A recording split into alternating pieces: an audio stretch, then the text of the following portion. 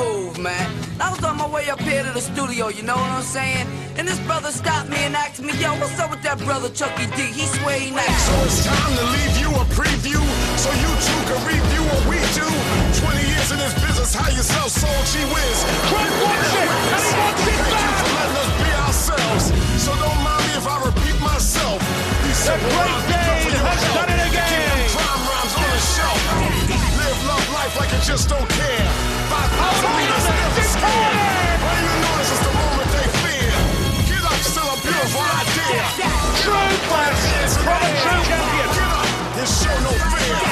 Get up if y'all really care. Thomas Gorham is the individual world speedway champion. Public enemy number one in New York. Public enemy number one in Philly. Public enemy number one in D.C. Public enemy number one in Cleveland, Ohio. I'm like that dog Chucky, baby. Keep coming back to live, love life like I'm crazy. Keep it moving, rising to the top. Duck fresh, clean living, you don't stop. Revolution means change, don't look at me strange. So I can't repeat what other rappers be saying. If you don't stand for something, you fall for anything. Harder than you think is a beautiful thing. Get up. Reigning world champion Thomas Golub has the advantage of home soil to open the defence of his long-awaited and hard-fought-for title. We're live for round one of the 2011 Speedway Grand Prix World Championship from the Alfred Smoczyk Stadium in Leszno, Poland. This is the European Speedway Grand Prix. The 2011 season has attracted more attention around the world than ever before. 8 nations are represented, with a fully fit Jason Crump for Australia, returning young gun Emil Sayfutdinov for Russia, and a resurgent Nicky Pedersen for Denmark, to name but 3. The bookies are in a spin to find a favourite. This year could turn out to be an absolute classic. Hello everyone and welcome to a brand new season of Grand Prix Speedway. Still 11 rounds, but with new tracks and a couple of new faces to look out for. And for British fans, for the first time ever at Grand Prix level, only one representative. Chris Harris will need to start the year with the form he showed at the end of 2010 if he's going to keep Britain happy. With me to talk about that and much more is Sam Mamelenko. But before we hear from Sam, let's find out from Chris Louis the latest from the track. Thanks, Keith. Well, I'm down here in pit lane. I can tell you the stadium is almost full to capacity. Fantastic atmosphere out there on the terraces. Down here in the pits, it's really quite different. The lads all very, very focused. It's very tense. We know it's the opening round. It's always the way, but everybody seems to be a little bit more focused this year than ever before, I think. The track conditions, well, a little bit slick for my liking. I really would expect to have a little bit more grip on the track. It's very, very wide. If you're going to go out and chase the dirt on the corners, you've got to go so much further than your opposition. So I think it's slick, but it is fair, it is smooth and looks very fast. It is a favourite with all the riders. Yesterday's practice was slick and dusty. One rider who looked notably quick was Emil Sayfutdinov. He was about a half a second lap faster than anybody else out there. That's a lot in Speedway. And there's a couple of happy faces down here too. Nicky Pedersen, Jason Crump. They've actually got smiles on their faces. Jason Crump, third place last year, was never fully fit. He's had 2 successful operations in the winter and he's feeling a lot sharper and a lot fitter. Nicky Pedersen, well, a lot's happened for him in the winter. He's brought back John Jorgensen and he really thinks that's the key to making him perform a lot better this year. Thanks very much, Chris. Indeed, well, Poland provides some of the best Speedway riders in the world, but the country was made to wait 37 years for only their second Speedway World Champion. Thomas Golub is a national hero and the nation's sporting icon. 2010 was finally his year.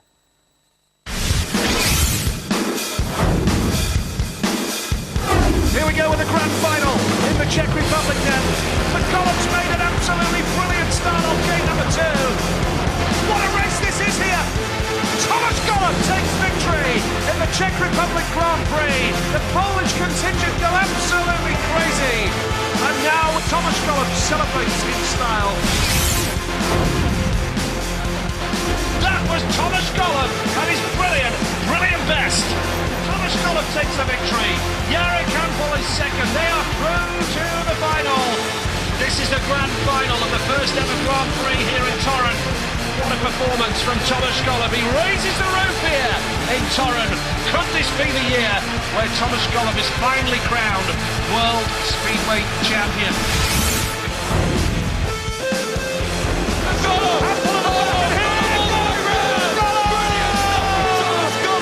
It's Thomas Golub who takes the victory.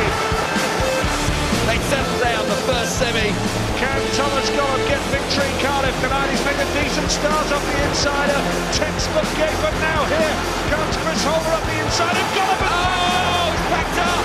That is a bitter blow for Thomas Golub. Can anybody stop Thomas Golub?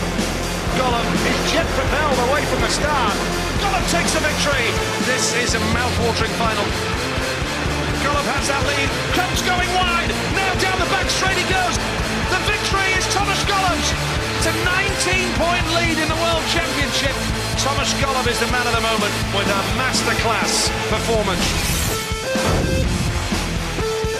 Golub could very well be world champion here this season. Top cat Thomas Golub takes victory, and he's heading through to the semi-finals and has taken another massive stride towards the World Championship. First semi-final of the Italian Grand Prix, and Thomas Golub, with a fantastic victory, is now on the verge of being crowned World Speedway Champion. Hampel working hard. Thomas Golub! Oh! Wow! It's a replay to the finish. Unbelievably close. If Hampel doesn't make it, Golub's world champion. Simple as that. Thomas Golub is the individual World Speedway Champion in the most dramatic of circumstances. Champion of the world! And Thomas was the only rider in 2010 with multiple wins, 4 of them.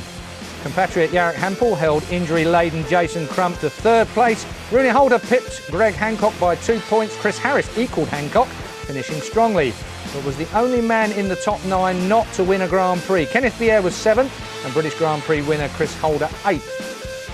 Andreas Johnson was 9th with 3-time champ, of course, Nicky Pedersen in 10th place. Freddie Lindgren was there also, Hans Andersen, Magnus Zederström, Ty Woofenden ended up 14th after just a few rides. Emil Seifutinov only 15th for him, and Janis Kalodzi, we'll see more of him, of course, this year. Well, that's how it looks going into Leszno today. Here in our London studio to cover our 17th consecutive year of Grand Prix Speedway is Sam Amalenko.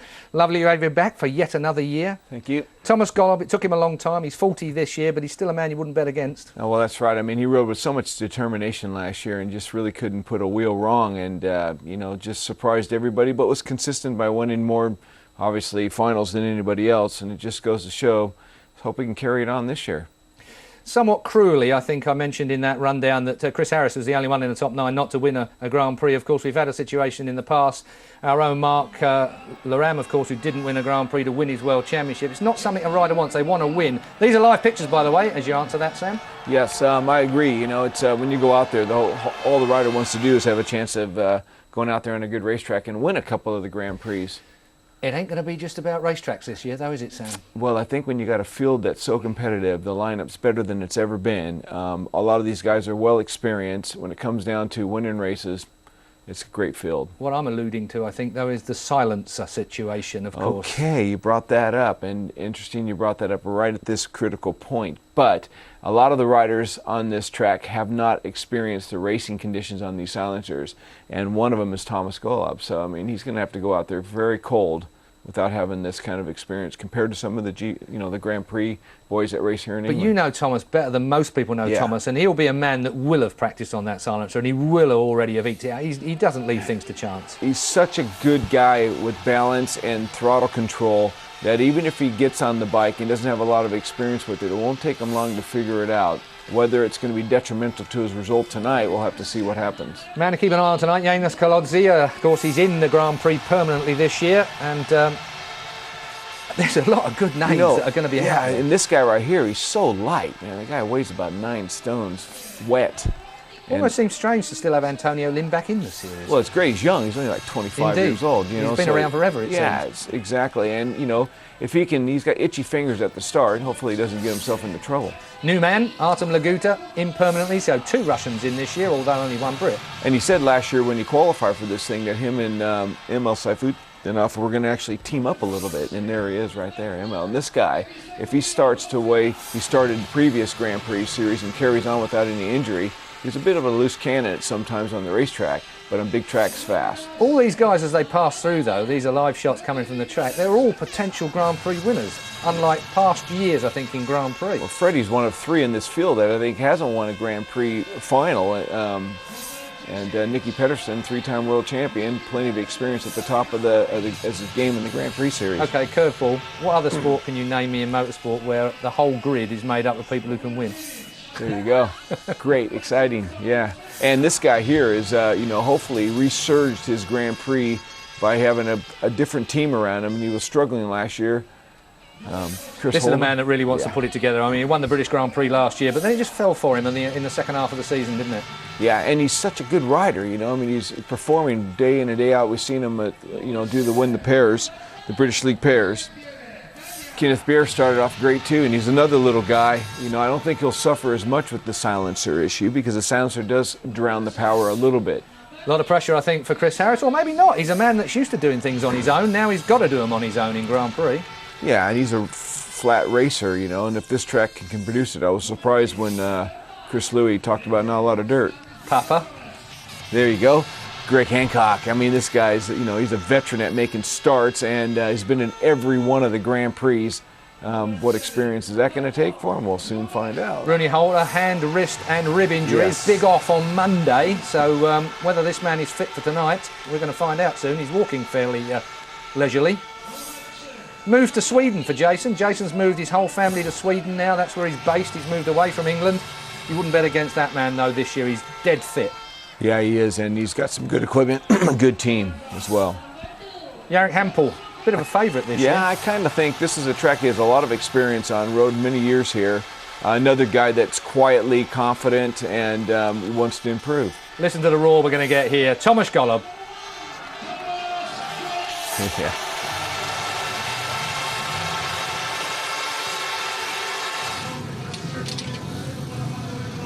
This is what we've been waiting for 6 months. During the winter, we've been building up to this moment. The first race of the 2011 World Speedway Championship. The Grand Prix Series gets underway. And what a lineup. Chris Holder off the inside. Thomas Golub off gate 2, the reigning champ. Freddie Lindgren goes off gate 3 in white. Chris Harris, the sole British rider in the Grand Prix, he goes off the outside in the yellow helmet colour. The nerves will be jangling. It'll be very, very tense out there. The first race of 11 rounds of World Grand Prix Speedway here in Leszno gets underway. And Golub has made a beauty off too. What about Holder in red and sweeping around the outside is Harris. Lindgren comes up the inside. It's all very tight down that back straight. What a start to this meeting. Golub though, under control at the moment. Holder's coming up the inside. Golub has the speed. Well, he just about. I tell you what, they're queuing up behind him. Brilliant start from gate 2 from the champion. Holder now settles in second place with Lindgren charging hard in third. Harris did challenge initially, but he's now back in at the back. Golub looks over his shoulder. Holder trying hard in second. Golub has the lead then. Chris Holder second. Freddie Lindgren is third in white. At the back is Chris Harris. Golub, we wondered how he would get on with the new silencers tonight, because in the Polish league they've been using the old silencer, absolutely. But look at him go here. He is looking jet propelled. He's got the race under control, looking smooth, although Holder has got plenty of pace as well down that back straight. But Golub has got the race under control, it seems. Holder tries the inside line, but listen to the roar of the Leszno crowd. The world champion is off to a dream start. Fabulous start from Thomas Golub. There's no question he would have been feeling nervous before defending his opening ride to defend his world champion. Look at the reaction down the back straight. That tells you everything. That was superb. A tough opening lap. They were clambering all over one another, but Golub got his nose in front. Held on. Not a comfortable win because Holder was there, but he'll be delighted to get the 3 points. Well, heat number 1, the result then is as follows. Thomas Golub, the race winner. Chris Holder second. Freddie Lindgren was third. Chris Harris trailing at the back there. Disappointment for the great British rider, as Thomas Golub gets underway with a fantastic win from gate number 2 in blue. Just about gets over in front of Chris Holder on the inside. He was in the middle of the track and he powers down the back straight. No doubt about it. Lindgren trying to surge up the inside as well. Holder, the man in the red helmet colour, just gets out battled round this first corner. You could have thrown a blanket over all 4 riders at this early stage. Down the back straight they go. The sweeping style of Thomas Golub, trying to generate more and more momentum and more speed as the race comes to its conclusion. 3 points in the bag, ideal start. And that is a landmark for Golub as well, because it's his 250th Grand Prix win in his career. It's his 130th Grand Prix appearance tonight. Quite a start. for the reigning champion. Perfect way to get things underway for him. As we move on to heat number 2, Jonas Kolodze, his first full season of Grand Prix racing. Nicky Pedersen in the white helmet colour has returned to British racing with the Peterborough Panthers this year, giving himself a busier schedule. Andreas Jonsson in the blue helmet looked very fast in practice yesterday. Indeed he did, and I tell you what, you certainly can't miss the bikes. Bright orange bike he's got this year, and certainly he did look impressive last year. And he's got Carl Blumfeld now his main man in the pits, tuning the engines, and certainly Carl, of course, had so much success with Tony Ricardson in the past, so good to see Carl back in the paddock.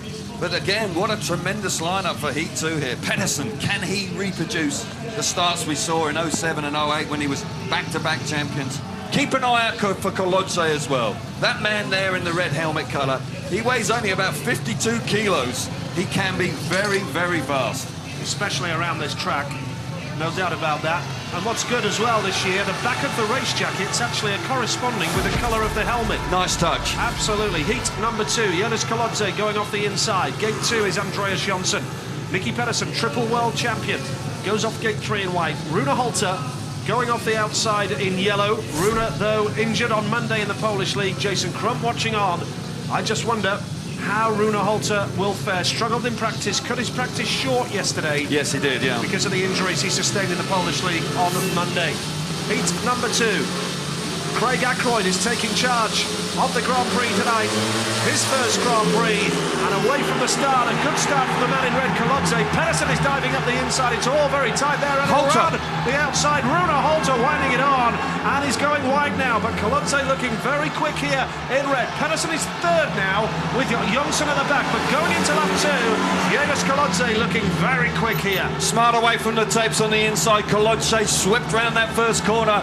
Got to say that Holter looked like he might have been able to get round the outside, but then cut back to the inside, cutting the nose off of the 3-time champ Pedersen, who now lies in third place. Jonsson, who was so quick yesterday, has tailed off a wee bit in fourth. But Kolodze, no surprise for me, fast out in front. Jonas Kolodze, who has only ridden in 3 Grand Prix before this particular meeting, and has won 4 Grand Prix races before now, and is looking as though he's very assured, very steady, and has got this race well and truly in the bag. Jonas Kolodze then, in the red helmet colour, second place in yellow, Rune Holter, third goes to Nicky Pedersen. Wow. Trailing at the back, Andreas Jonsson, and Leszno goes wild. Back-to-back wins for the Poles in the first 2 races, and dead right, the fans are on their feet. Kolodze, of course, the local boy, fast away from the inside and fast to victory in Heat 2. Kolodze, no question, will be a threat. Made the final, of course, here last year, and he knows what it's all about.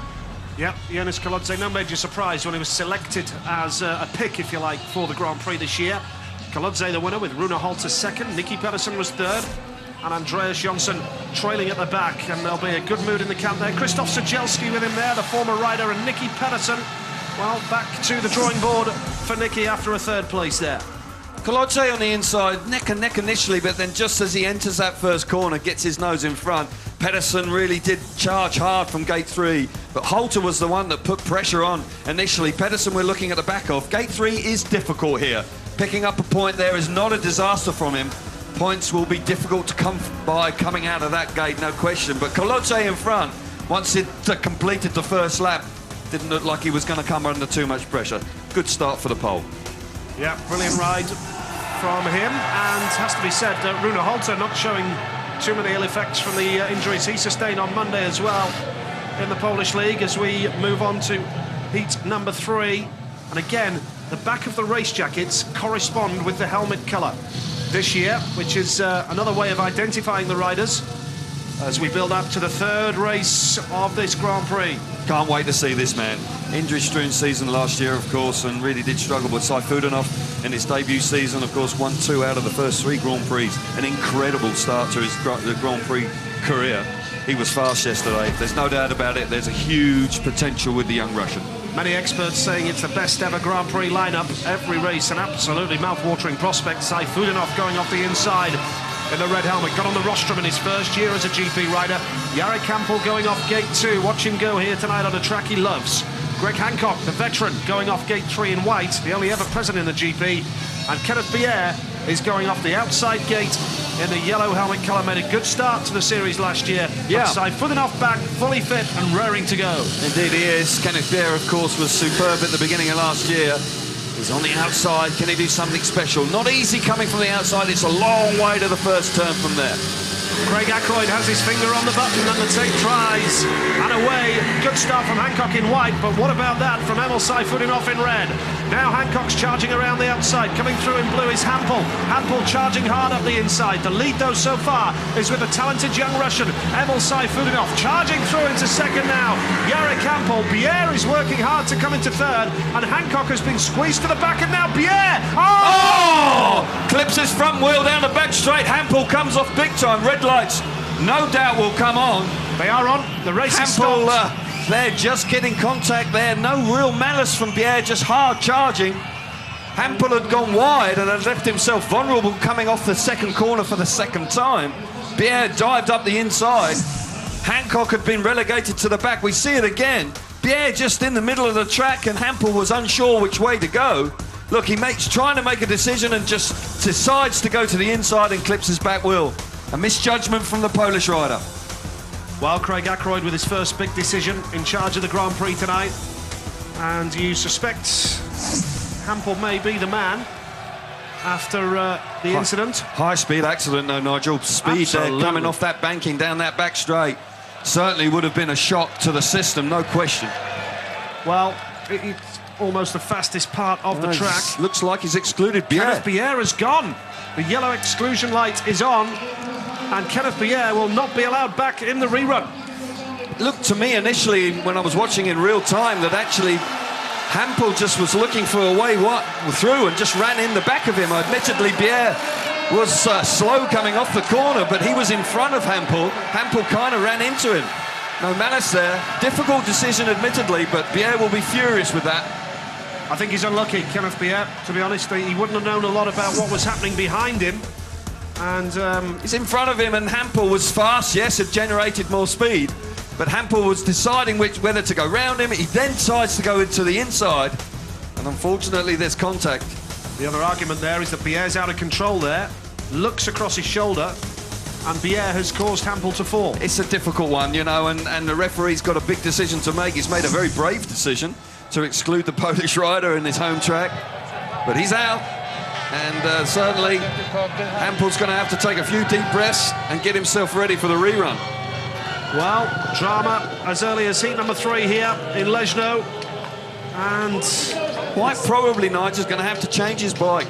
That bike could well be a little bit beaten up down the back straight. Not the ideal start. Very competitive racing, no doubt. Thankfully he's okay, that's the most important thing. And Emil Sayfutdinov looked good, didn't he? Yeah, he looked very good, but he's going to have to do it all over again. Not the ideal way. So frustrating when you're in the lead and the red light comes on. There we see a sports psychologist sitting in the paddock there with Kenneth Bier, just talking to him, trying to calm him down. Probably just discussing things with him just to focus on the next race. Forget that. That's all he can do. And it was a difficult decision for the referee, to be fair. Could have gone either way. It's one of those. Yeah, when you see it from the inside, Bier does lift and go across in front of Hampel.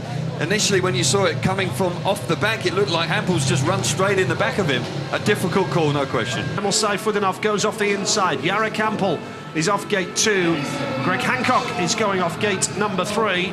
And Hancock initially was pushing hard for second place, then he was relegated to the back, and it was developing into a fair old battle there. It was, and he just got himself in the wrong position at the wrong time and got squeezed out. You can't move too far off the line at this stage. They settle down, here we go. Heat number 3, the rerun. Quick so far. Brilliant stuff from the American there on the opening lap. A smart move to make sure he tucked to the inside to cover that move from Hampel. Reproducing the start for Sayfutdinov out in front. Beginning to stretch his legs now, Nigel. Certainly settling out in front. And this is the sort of speed I witnessed yesterday at practice. Always fast. Yep, Emil Sayfutdinov, a talented young rider. Also rides in his home country for Balakovo in the Russian League. And now, the man at the back, third place, Jarek Hampel, still trying to gain ground, but Hancock's looking good in second place. There's Sayfutdinov, very smooth, very stylish, and surely in with a chance on the rostrum again this year. Takes the checkered flag. Second place goes to Greg Hancock, and third place goes to Jarek Hampel, but Sayfutdinov had to make 2 starts there, and he responded, and the pressure was on second time around. Look what it means to him, punching the air. He will be delighted with that. Back in the GP after that horrendous injury campaign last year. His season was wrecked by injury, and it's great to see him back on a bike and absolutely flying here. Sayfutdinov the winner. Hancock from the USA was second. Jarek Hampel was third. And so far, race wins for Tomasz Golob, Janusz Kolodze and Emil Sayfutdinov. He will certainly, if you had any nerves before, he'll have calmed down now. Yeah, the pressure was on, you rightly say, the second time of asking. Never easy, little bit out of shape as he entered that first corner. Could have collected Hancock, just missed him, but down the back straight he gets his nose in front. We see it again. Just watch him as he enters the corner. The bike straightens up there a little bit, and that could have caught the front wheel of Greg Hancock. Hancock manages to stay out of his way. Then Hancock had the nous to make sure he got his nose in front, with Hampel out in third place. Terrific start for the young Russian. I'm sure it's going to be a huge season. Pierre's going to have to wait. He needs to wait for his second ride to get himself on the scoreboard. He'll be wound up, Kenneth Pierre. He'll be an angry rider for sure. Sayfutdinov already 2 points ahead of Jarek Hampel. 2 riders who many people suggest will be in the frame for the world title. What about this man, Jason Crump? Well, he certainly will be. I fancy his chances this year. I sense that with the operation being successful in the wintertime, he's regained full use of his arm and hand. A lot of nerve damage that's been repaired, and certainly he looks very, very strong. Looks like he really means business. A big night for that man, of course. Artem Laguta, the young Russian, the youngest man in the field tonight. What a brilliant performance it was for him to qualify through, as it was for Antonio Lindback. Back in the Grand Prix, back in the big time. Absolutely. Heat number 4 it is. And the man in red is Antonio Lindback. Good to see him back at his best. He goes off the inside here. Damian Belinsky, the Leszno rider. Plenty of support here. Goes off to Artem Laguta. Will be nervous. He is making his first full appearance as a GP rider. And going off the outside is Jason Crump in yellow. 3 times world champion. Will he be back and challenging again this time around? Heat number 4. After this race, every rider will have completed 1 ride. And what about that from Crump off the outside? Sweet as you like. Oh, but coming up hard up the inside in red was Antonio Lindback. And now in blue, really working hard, Damian Belinsky, the home rider. Laguta's at the back, but that was brilliant from Jason Crump. The way he swept across and all his experience coming to the fore. And a real battle for second spot here. Oh, really working hard is Antonio Lindback in red. And the man in blue, Damian Belinsky. Yeah, Belinsky was under enormous pressure there, but it's killed the speed of Lindback, and all of a sudden Laguta's now in the picture. But what a superb start, the first rider to do anything from the outside, sweeping round the outside. Jason Crump fast out in front. Belinsky settled nicely in second place. Can be quite an unpredictable rider. I've seen him ride in the past. Fireworks for sure sometimes from him. Out in front, Crump looks world class. He does. He's looking very quick. Absolutely right. He's won 22 Grand Prix in his career, and he is absolutely dominating this race. Jason Crump is back, and big time. Second place in blue, Damian Belinsky. Third, Antonio Lindback. Artem Laguta starts his Grand Prix career with a last place there. But Jason Crump, the way he swept across. Brilliant stuff from gate 4. Brilliant stuff from Crump from the outside, no doubt about that. Had the confidence, had the belief in his bike that he would generate enough speed to roar around the outside. There's your result of Heat 4, then Jason Crump the winner, with Damian Belinsky the wild card second place. Third was Antonio Lindback, and trailing in at the back was Artem Laguta. Every rider has now completed 1 ride, and we see the race winners so far: Golob, Crump, Sayfutdinov and Kolodze. And that was predictable really in many ways. The first 4 races have given all 16 riders a taste of Leszno. Who's your money on? Still a long way to go for round 1. Stay with us. We'll take a break. Will Jason Crump be the man on top again in Leszno?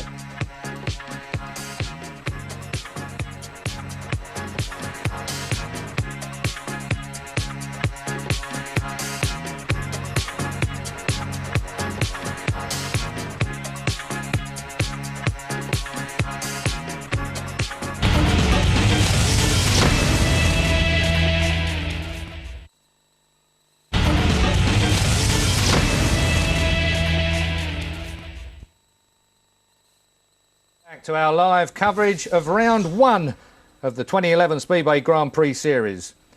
Chris Louis has caught up with Chris Holder, who had a pretty good opening ride.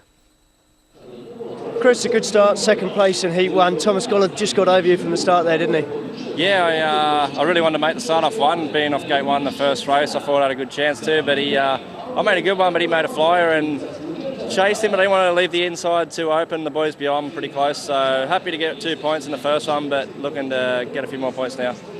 How about track conditions out there? They're very slick and dusty. It actually looks very hard work. Everyone is looking for the same piece of track. Yeah, it is, mate. I've never been here when it's been this slick before, and it's a bit of a shame, but you just got to really be keep an eye on what's going on with the track. I think when the sun goes down a bit, it might sort of make a bit of dirt, but right now it's pretty slick. Can we expect slippery conditions if they go out with the water cart? Very, and I'm in the first one every time, so watch me. Good luck with that. Thanks, Chris. Yeah, thank you. Don't know whether Chris Louis was being slightly sarcastic there. Of course, good luck with that. That is the drag we're going out first time after the truck's been out there watering it all. That's right, and it needs some water because it's already throwing some dust up on the racetrack. It's a bit difficult, you know. It's a little bit hard to say if it's a slick track or the silencers or what's going on out there, but this track always needs dirt to make the racers have a good chance to move around. But they're still moving around. There is a pace, but we have to see how it builds up.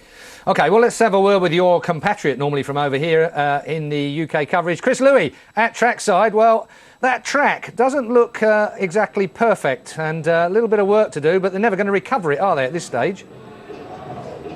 I think you're absolutely right. It's too late to recover the track. They can improve it, they can put some water down, but if they put too much water down, as Chris said, you know, it's going to make it very, very difficult for at least one heat while they move the water off the top surface. It's just too slick for that. I'm actually really disappointed with the track conditions. You know, they had perfect weather all day. The opportunity's been there to produce a great track, and as Sam said, you know, it's got to be deep enough on the outside because it's a very, very long way to go. Let's talk about the silencer situation then, Chris, if I may, because it's one of those situations that we've been waiting for with bated breath this year. The Poles originally weren't going to run any of these new silencers. There was legal matters going on behind the scenes, but everybody's turned out, and as we saw from Thomas Gollard, he wasn't slow on that old silencer. No, he wasn't, but he did leave it late. I was told yesterday, even as late as practice, he turned up with last year's silencer and was determined that he would be able to use it. Obviously, it wasn't the case. The FIM stood by their guns as they should do, and we're all running on the new silencer. But he made a good start, but Chris Holder was all over him, and you would expect Thomas possibly to be a little bit faster. So I think he is behind, as a lot of the guys will be. I mean, the guys in the Elite League have got the most experience with the new silencer. Thanks, Chris. We'll be coming back to you more and more in the afternoon, of course, as the sun drops down behind the curtain, I should say there. But first of all, let's talk about Rooney Holter at this point in time. Rooney Holter had a wrist and an arm injury coming off of a crash on Monday, and we can hear from him now just to find out what the latest is. Rooney Holter, a solid start with 2 points for you. Yeah, I made a good start from gate 4. And I could get around the first corner quite good, and I kept up the speed. Track is quite slick, but the start is quite grippy, so it's I think everyone is struggling how to set up the bike. And for you personally, I know you've had some wrist problems this week from a crash at Rzeszów. How is the body? Yeah, better than expected, and it feels okay as long as the track is slick and smooth. It's no problem. Thanks for talking to me. Jason Crump then back-to-back heats. He's out in this heat number 5 now, and Jason Crump meets up with Greg Hancock, who's always a quick starter. Janusz Kolodzi, he won his first heat, of course, off the inside as well, and Chris Holder. So a tough heat that we've got here at the moment. There is Herbie Hancock coming to the tapes in yellow. Bit of work to do, but as I say, as the sun drops down behind the horizon now, that'll cool things down just a fraction again.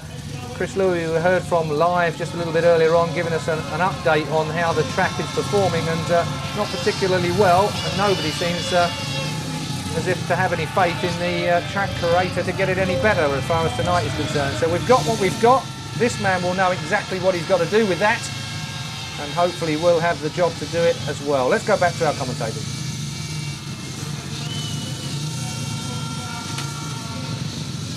Heat number 5 it is then of the European Speedway Grand Prix, live here in Leszno, Poland, as we see Jason Crump going off the inside in the red helmet colour. Very impressive win first time out. Chris Holder is off gate 2, rides for the Pool Pirates in the British Elite League. Janusz Kolodzi goes off gate 3 in white, and off the outside Greg Hancock. 2 race winners in gates 1 and 3 here.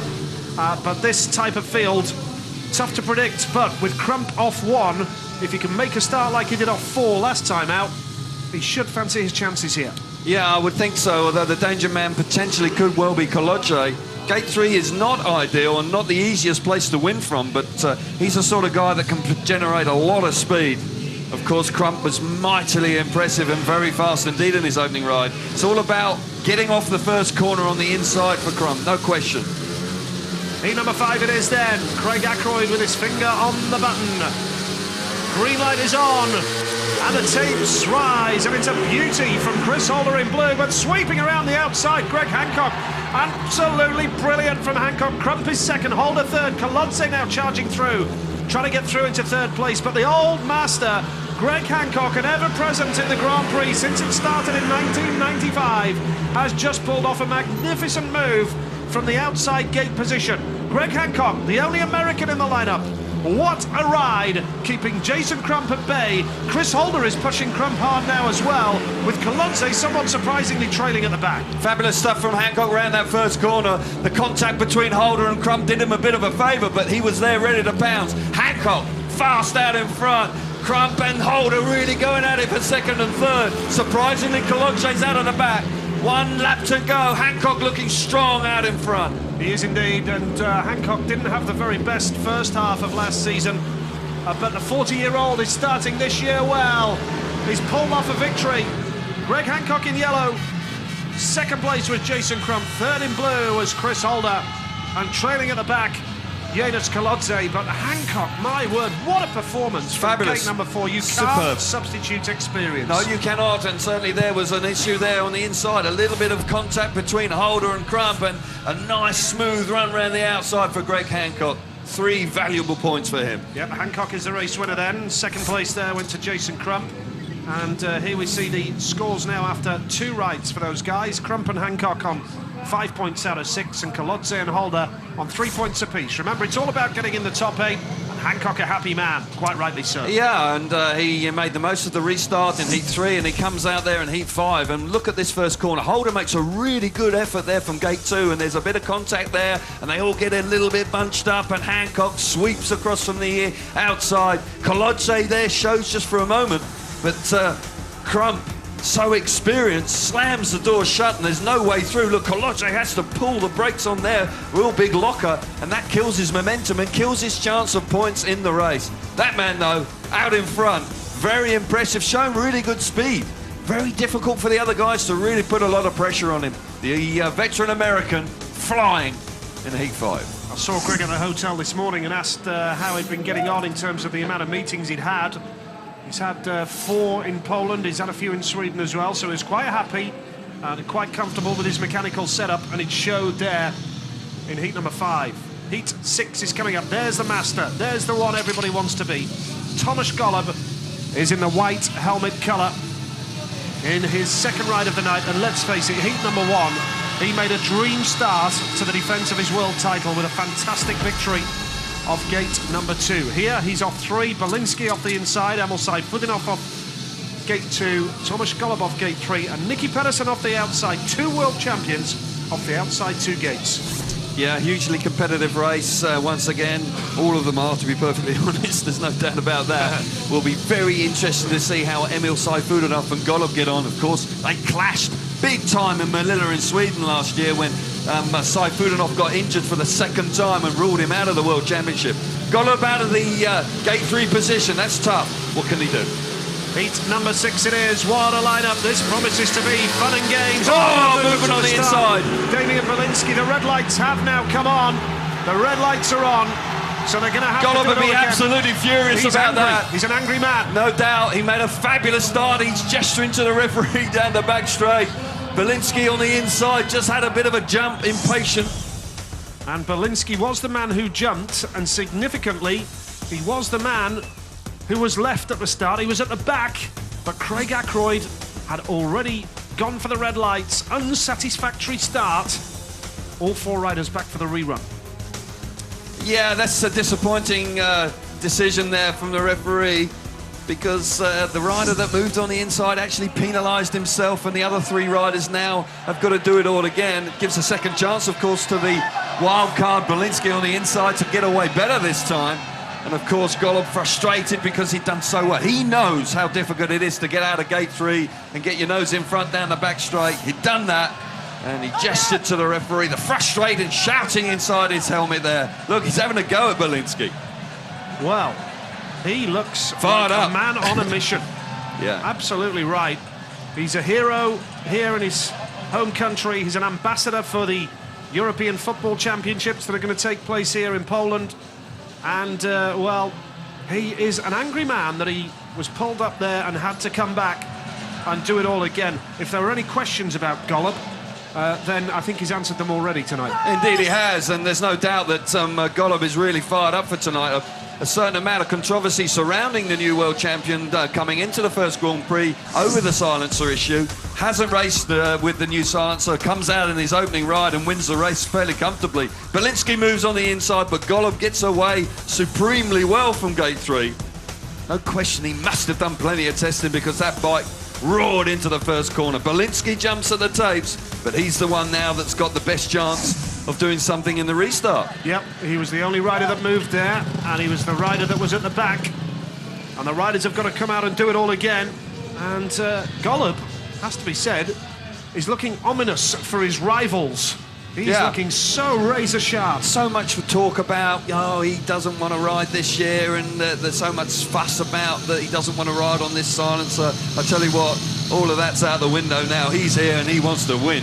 Big time, especially in his home country with the opening Grand Prix. He had a disappointing opening Grand Prix here last year, but went on to win the title. He's come out here, he means business. He wants to set the tone, set a marker for the season for sure. The restart of Heat 6 then, Damian Belinsky off the inside, Emil Sayfutdinov going off gate 2, Tomasz Golob going off gate 3, Nicky Pedersen, 3 times world champion, he's going off the outside gate. Nicky had an injury hit campaign himself last year, remember? And he needs a clear run of injuries this time around. World champion in 03, 07 and 08, and Nicky 34 years old now.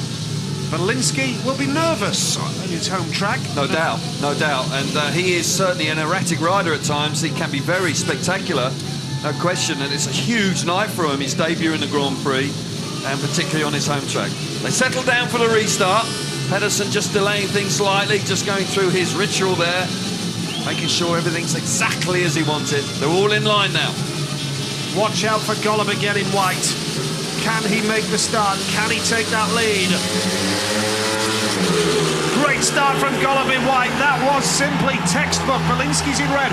Pedersen in yellow is coming hard around the outside. Nicky Pedersen is on the pace, but Golob is looking like the master. Now Pedersen pushes him hard on the inside.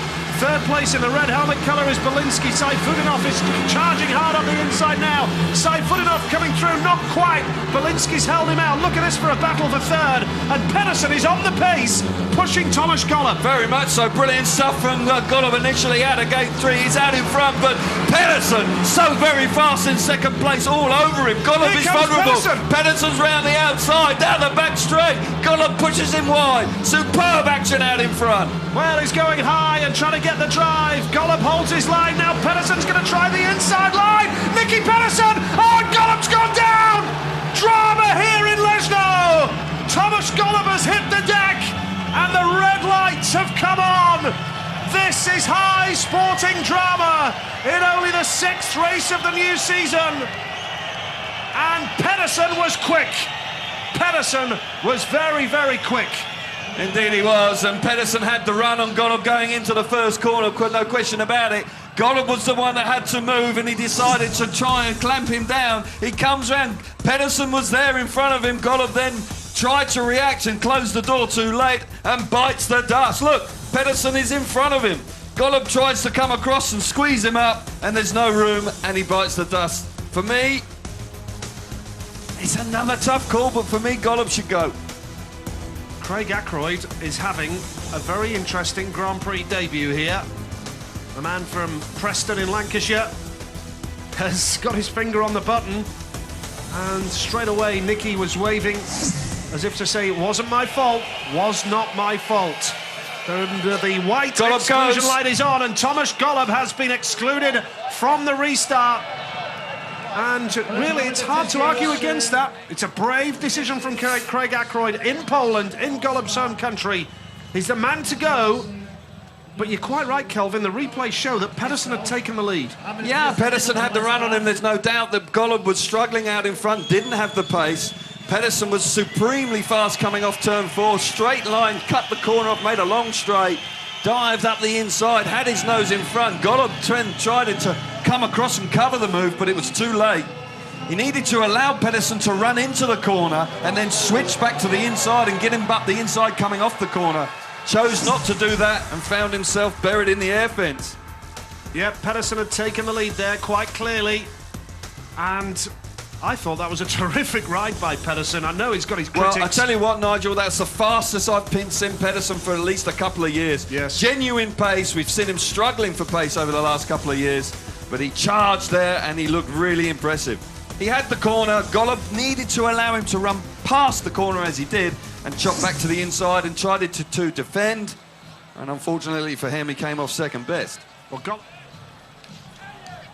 Thomas Golub certainly did come off second best. Chris Lewis at trackside. Well, I often wonder whether there's a little bit of sporting arrogance in Thomas Golub to want to push it that little bit harder. And doing it with a man like Nicky Pedersen, Chris, he's not the man to pick on. No, he's definitely not. No, we know Nicky Pedersen is, as Kelvin was saying in his commentary, he hasn't looked that quick for at least 2 seasons, I think. So, you know, he had the line, he didn't move off the line. I think it's an absolutely perfect decision from the referee. It's a brave one, you know, it's Thomas Golub in Poland, reigning world champion, but it's the absolute correct one as far as I'm concerned. Craig Ackroyd, of course, British referee out there at the moment. No axe to grind between these two riders, but not going to be a popular decision, is it? No, well, I can tell you here in the stadium it was pretty loud when the exclusion light came on. They're obviously not at all happy with that, but it was the right decision. I think Nicky carried more speed than Thomas for the whole race. It was just a matter of where was he going to pass him, and Thomas tried to defend that. Nothing wrong with that either, but he's got to accept the consequences. I don't know whether you could see it from where you were, Chris, but straight away, as soon as the lights went on, you could see Nicky Pedersen waving his hand at the referee's box to say, no, don't play that one on me.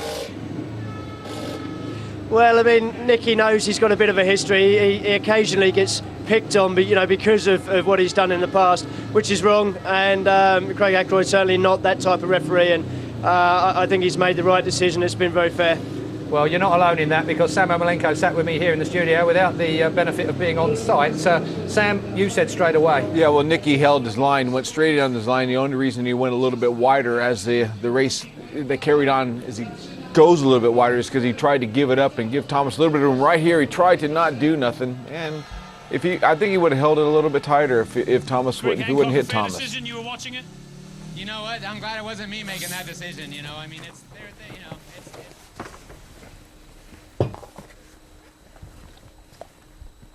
So as we see the accident, and Thomas Golub, I mean, he went under the fence fairly hard, but it is an air fence. He just bounced into it. He looked okay, unscathed. I thought he did a good job of getting off the bike, because if he would have been hit just a little bit different, lifted the front wheel, it would have drove him into the fence. He actually was able to compose himself, get his wheels back on the ground, and gracefully come off the bike. I touched on the sporting arrogant thing. I know that's going to be not popular with a few people, but sometimes a rider believes in his ability so much when you're at that level of dominance and brilliance, for want of any other analogy, that perhaps he believed he could make that sit on top of Nicky Pedersen. Well, I think that you see Thomas a lap before that, looking left, looking right, saying, where's Nicky? Filton coming somewhere.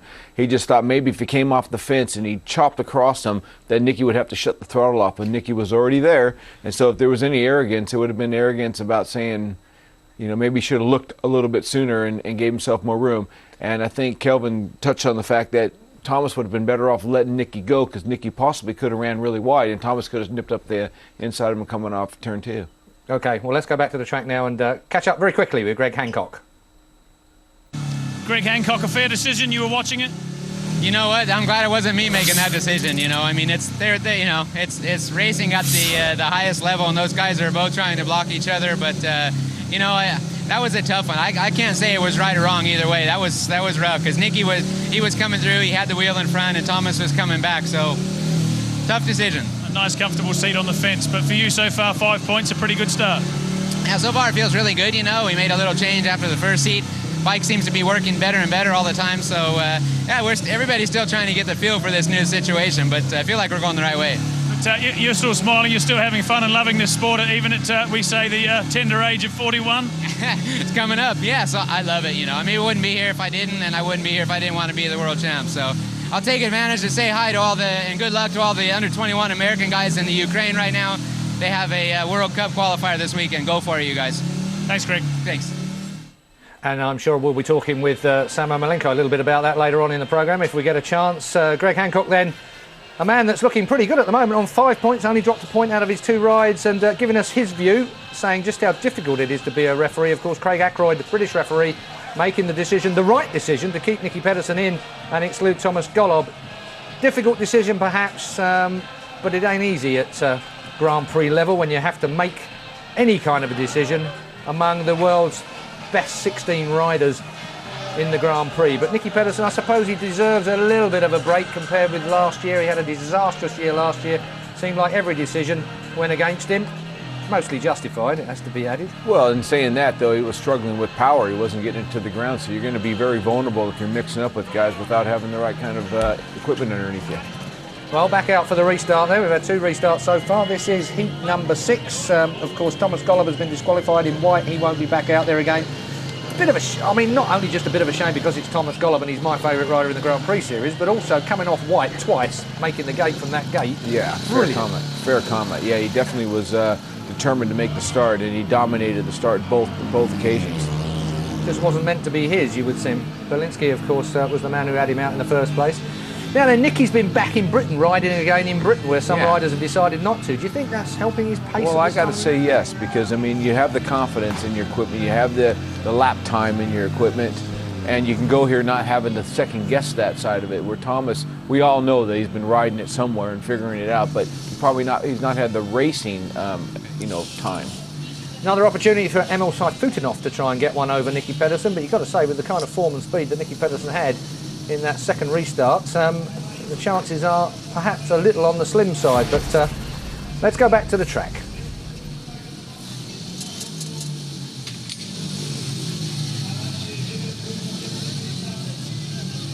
Nicky Pedersen looked very, very fast.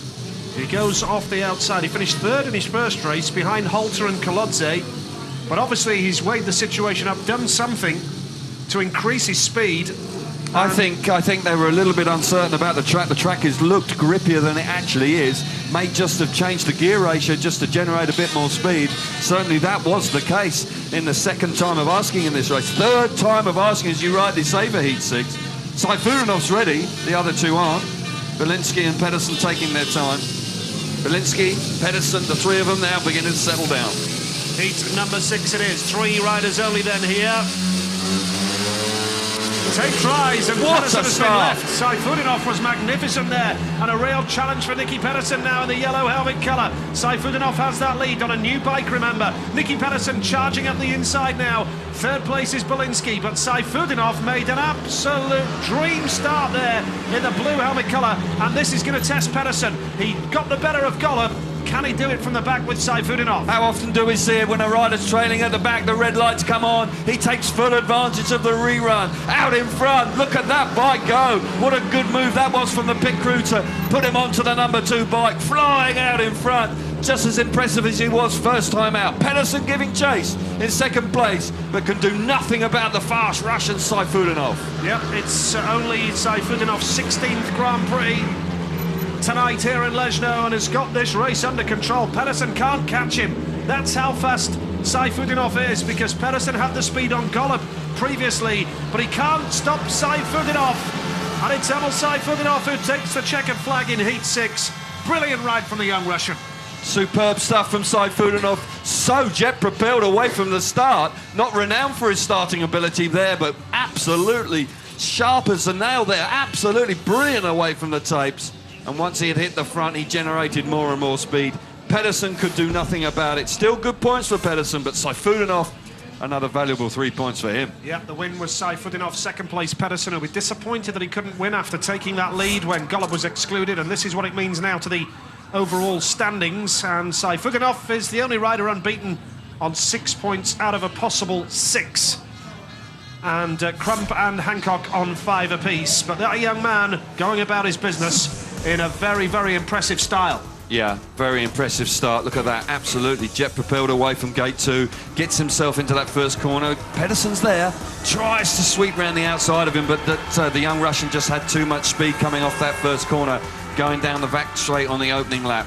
Really pretty motorbike. He's got had a good long look at that in the paddock yesterday. Really is a very, very attractive bike indeed. Pedersen there from the outside, as you rightly say, will be disappointed. He had the 3 points, or so he reckoned he would have had the 3 points in the second staging of this race. Saifuganov 6 out of 6. He can't do better than that. Well, how he'll be hoping that he can really stay clear of injury this year, the young man, Emil Saifuganov.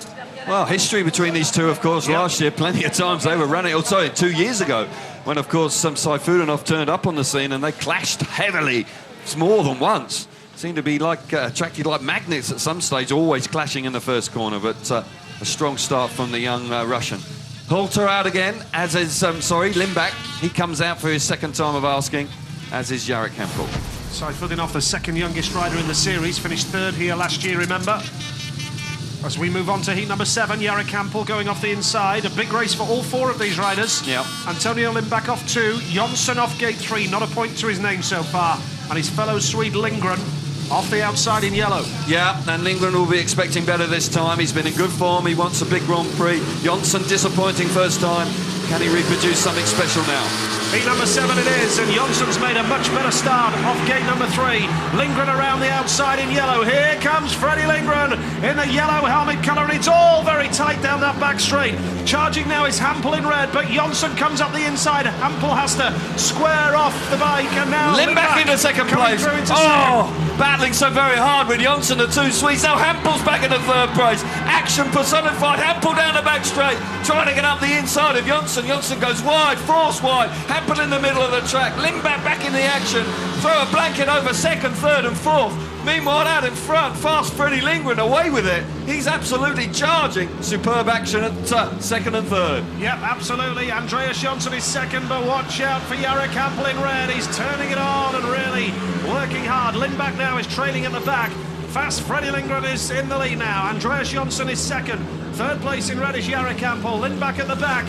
It looks as though that's the way it's going to stay now, with Lindgren getting the victory. Andreas Jonsson 2nd. Jarek Hempel was 3rd, and 4 points from 2 rides for Hempel so far.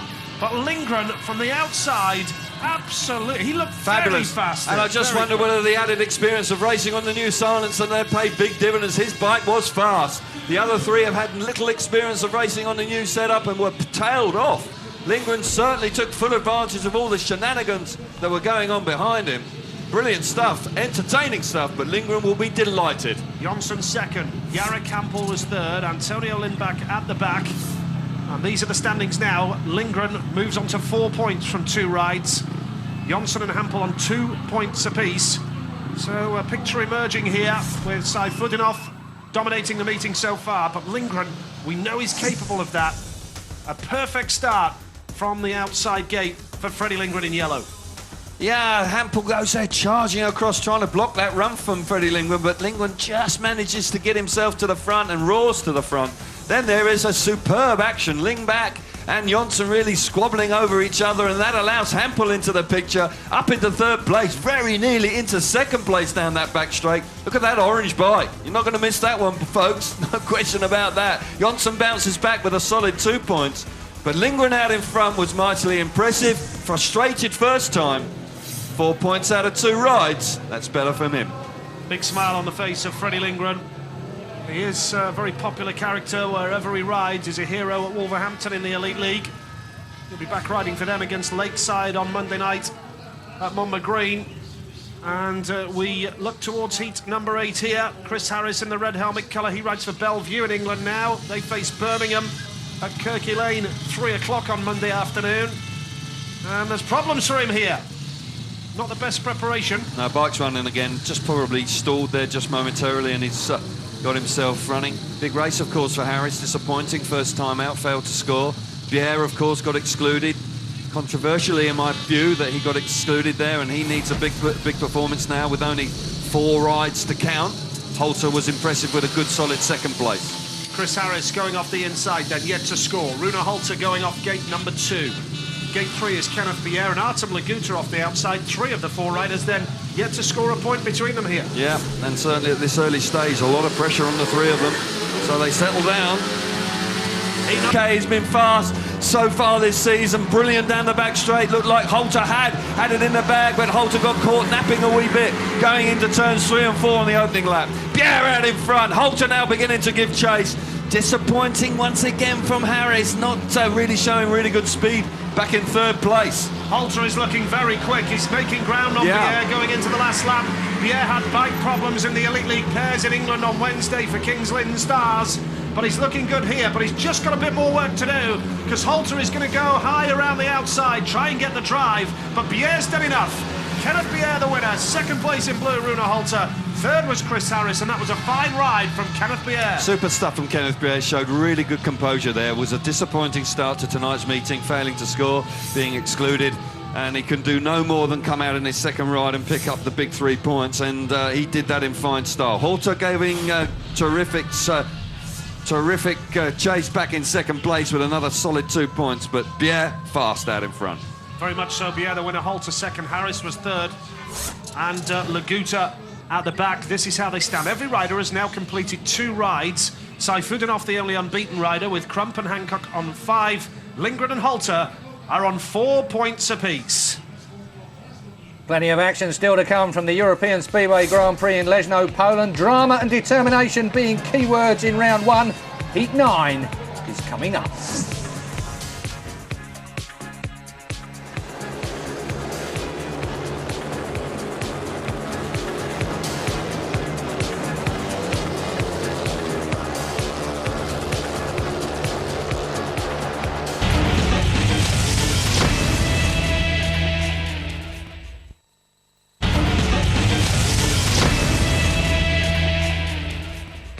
You're back to our live coverage from Leszno. Emil Saifutinov has not dropped a point so far at the European Grand Prix. As the sun drops down behind the horizon, this is how it looks. 6 points then for Emil Saifutinov, 5 for Jason Crump, Greg Hancock, 4 for Freddie Lindgren, Rune Holter.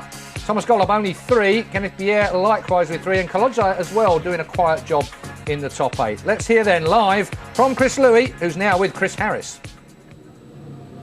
Thanks, Keith. Yeah, I've got the lone Brit with me, Chris Harris. Chris, a tough start to your 2011 campaign.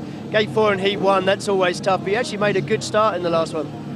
Yeah, not just how I wanted to start my campaign, but yeah, I made some really good starts then, but I just sort of went in no man's land on the first corner and got past, and I don't really feel that fast out there, to be honest. I feel a bit slow coming off the corner, so maybe change a few things, or speak to the boys and maybe change bikes. We're not sure yet. With track conditions as they are, I mean, it seemed like you just caught in no man's land. You've either got to be on the curb or right out in the dirt, haven't you? I mean, it is difficult out there, isn't it?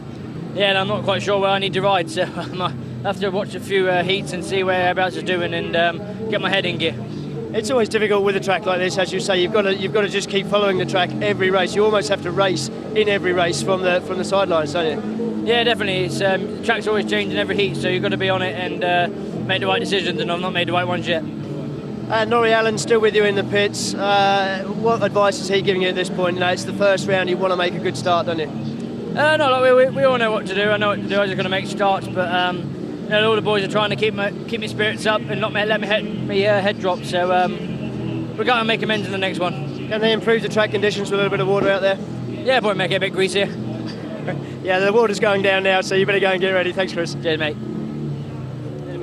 Curb or dirt? Thank you very much, Chris Louis, there for catching up with Chris Harris. Curb or dirt, but not in no man's land. You better explain all of that. Yeah, well, what it is I mean, I'm surprised, but in a sense not, because I don't think it's changed much. But Chris Harris should definitely be thinking about changing his setups radically enough to be able to chase either the inside line, that's what he means by riding on the curb, stay in one position, or riding in the dirt on the outside. And maybe there's not much dirt on there, but there is a little bit of a line where the back wheels have been riding and the bikes will drive a little bit. But if you're between those two lines, that's what they call no man's land, and you got to set up for one or the other. Well, he needs a couple of wins now to keep him in the game, really, doesn't he, for these semi-finals? Well, I and mean, the competition here, I've got to say, silencers or track, it's red hot. It is very hot. I mean, and one thing they should recognize straight away is that he's not fast enough, and he says he's got to make good starts, but you still got to have a fast bike. Well, one man, of course, that's going for the championship, as are all the rest of the 16. Jason Crump, let's hear from him now. Jason, 2 heats in a row, 5 points, a pretty good start. Yeah, not too bad. You know, I didn't quite get away off gate 1 like I wanted to, but that's the beauty of the Grand Prix. You know, you make a little error and somebody punishes you for it. You've got a bit of a wait, but you've got a second chance off gate 1 next. Hope I make a better one, mate. And for you, though, you know, this year, you come into the series this year in an awful lot better physical shape than you did last year. That must be, you know, easier on the mind. Yeah, it is, and my doctor's here tonight, so hi, Doc. Thanks, mate. The only man that takes his doctor with him, of course. I don't think there is a situation anymore where Jason Crump has a problem with the mind. He genuinely had an injury last year. His arm looked skinnier than the other one by halfway through the season. He did have a struggle last year, but none of it was coming from his head, I didn't think. No, I think the guy was battling on quietly because we didn't really know the full story about everything until he had the operation over the wintertime, and now he's unveiled it that he's had a problem, and he is fit, and he's been showing it by scoring, you know, lots of points pre the Grand Prix. And he's very optimistic about the fact that you can have a bad ride. Don't put your head down. OK, well, we're spoilt tonight because Chris Louis is live at trackside and we can hear from him again. Thanks, Keith. Yeah, I've got Freddie Lindgren with me this time. Freddie, not such a good first ride, but you looked super quick in the second one. Did you make any changes? Nothing at all. I just made a really good start and just let a bike run all the way through the corners, and it's a big wide track and you really have to let the bike do all the work and get some speed up. You've raced here with the old silencers obviously and now the new silencers. Are you noticing much difference out there? Not really. It's of course there's a small difference with the silencers, but you know we've been racing with it for so long now in England and such, so small changes but not really that much. Do you think the riders that are riding over in the Elite League have got that little bit of advantage on the new silencers with the experience they've had so far this season? I don't think so. I guess these boys have been here in Poland practicing a lot on the new silencers, and sure we've done a few more races, but that's been on the smaller tracks, so I don't know. Okay, thanks Freddie, keep it up. Cheers. Thanks Freddie, thanks Chris as well. So Nicky Pedersen off the inside from Artem Laguta, Chris Holder and of course Jarek Hampel.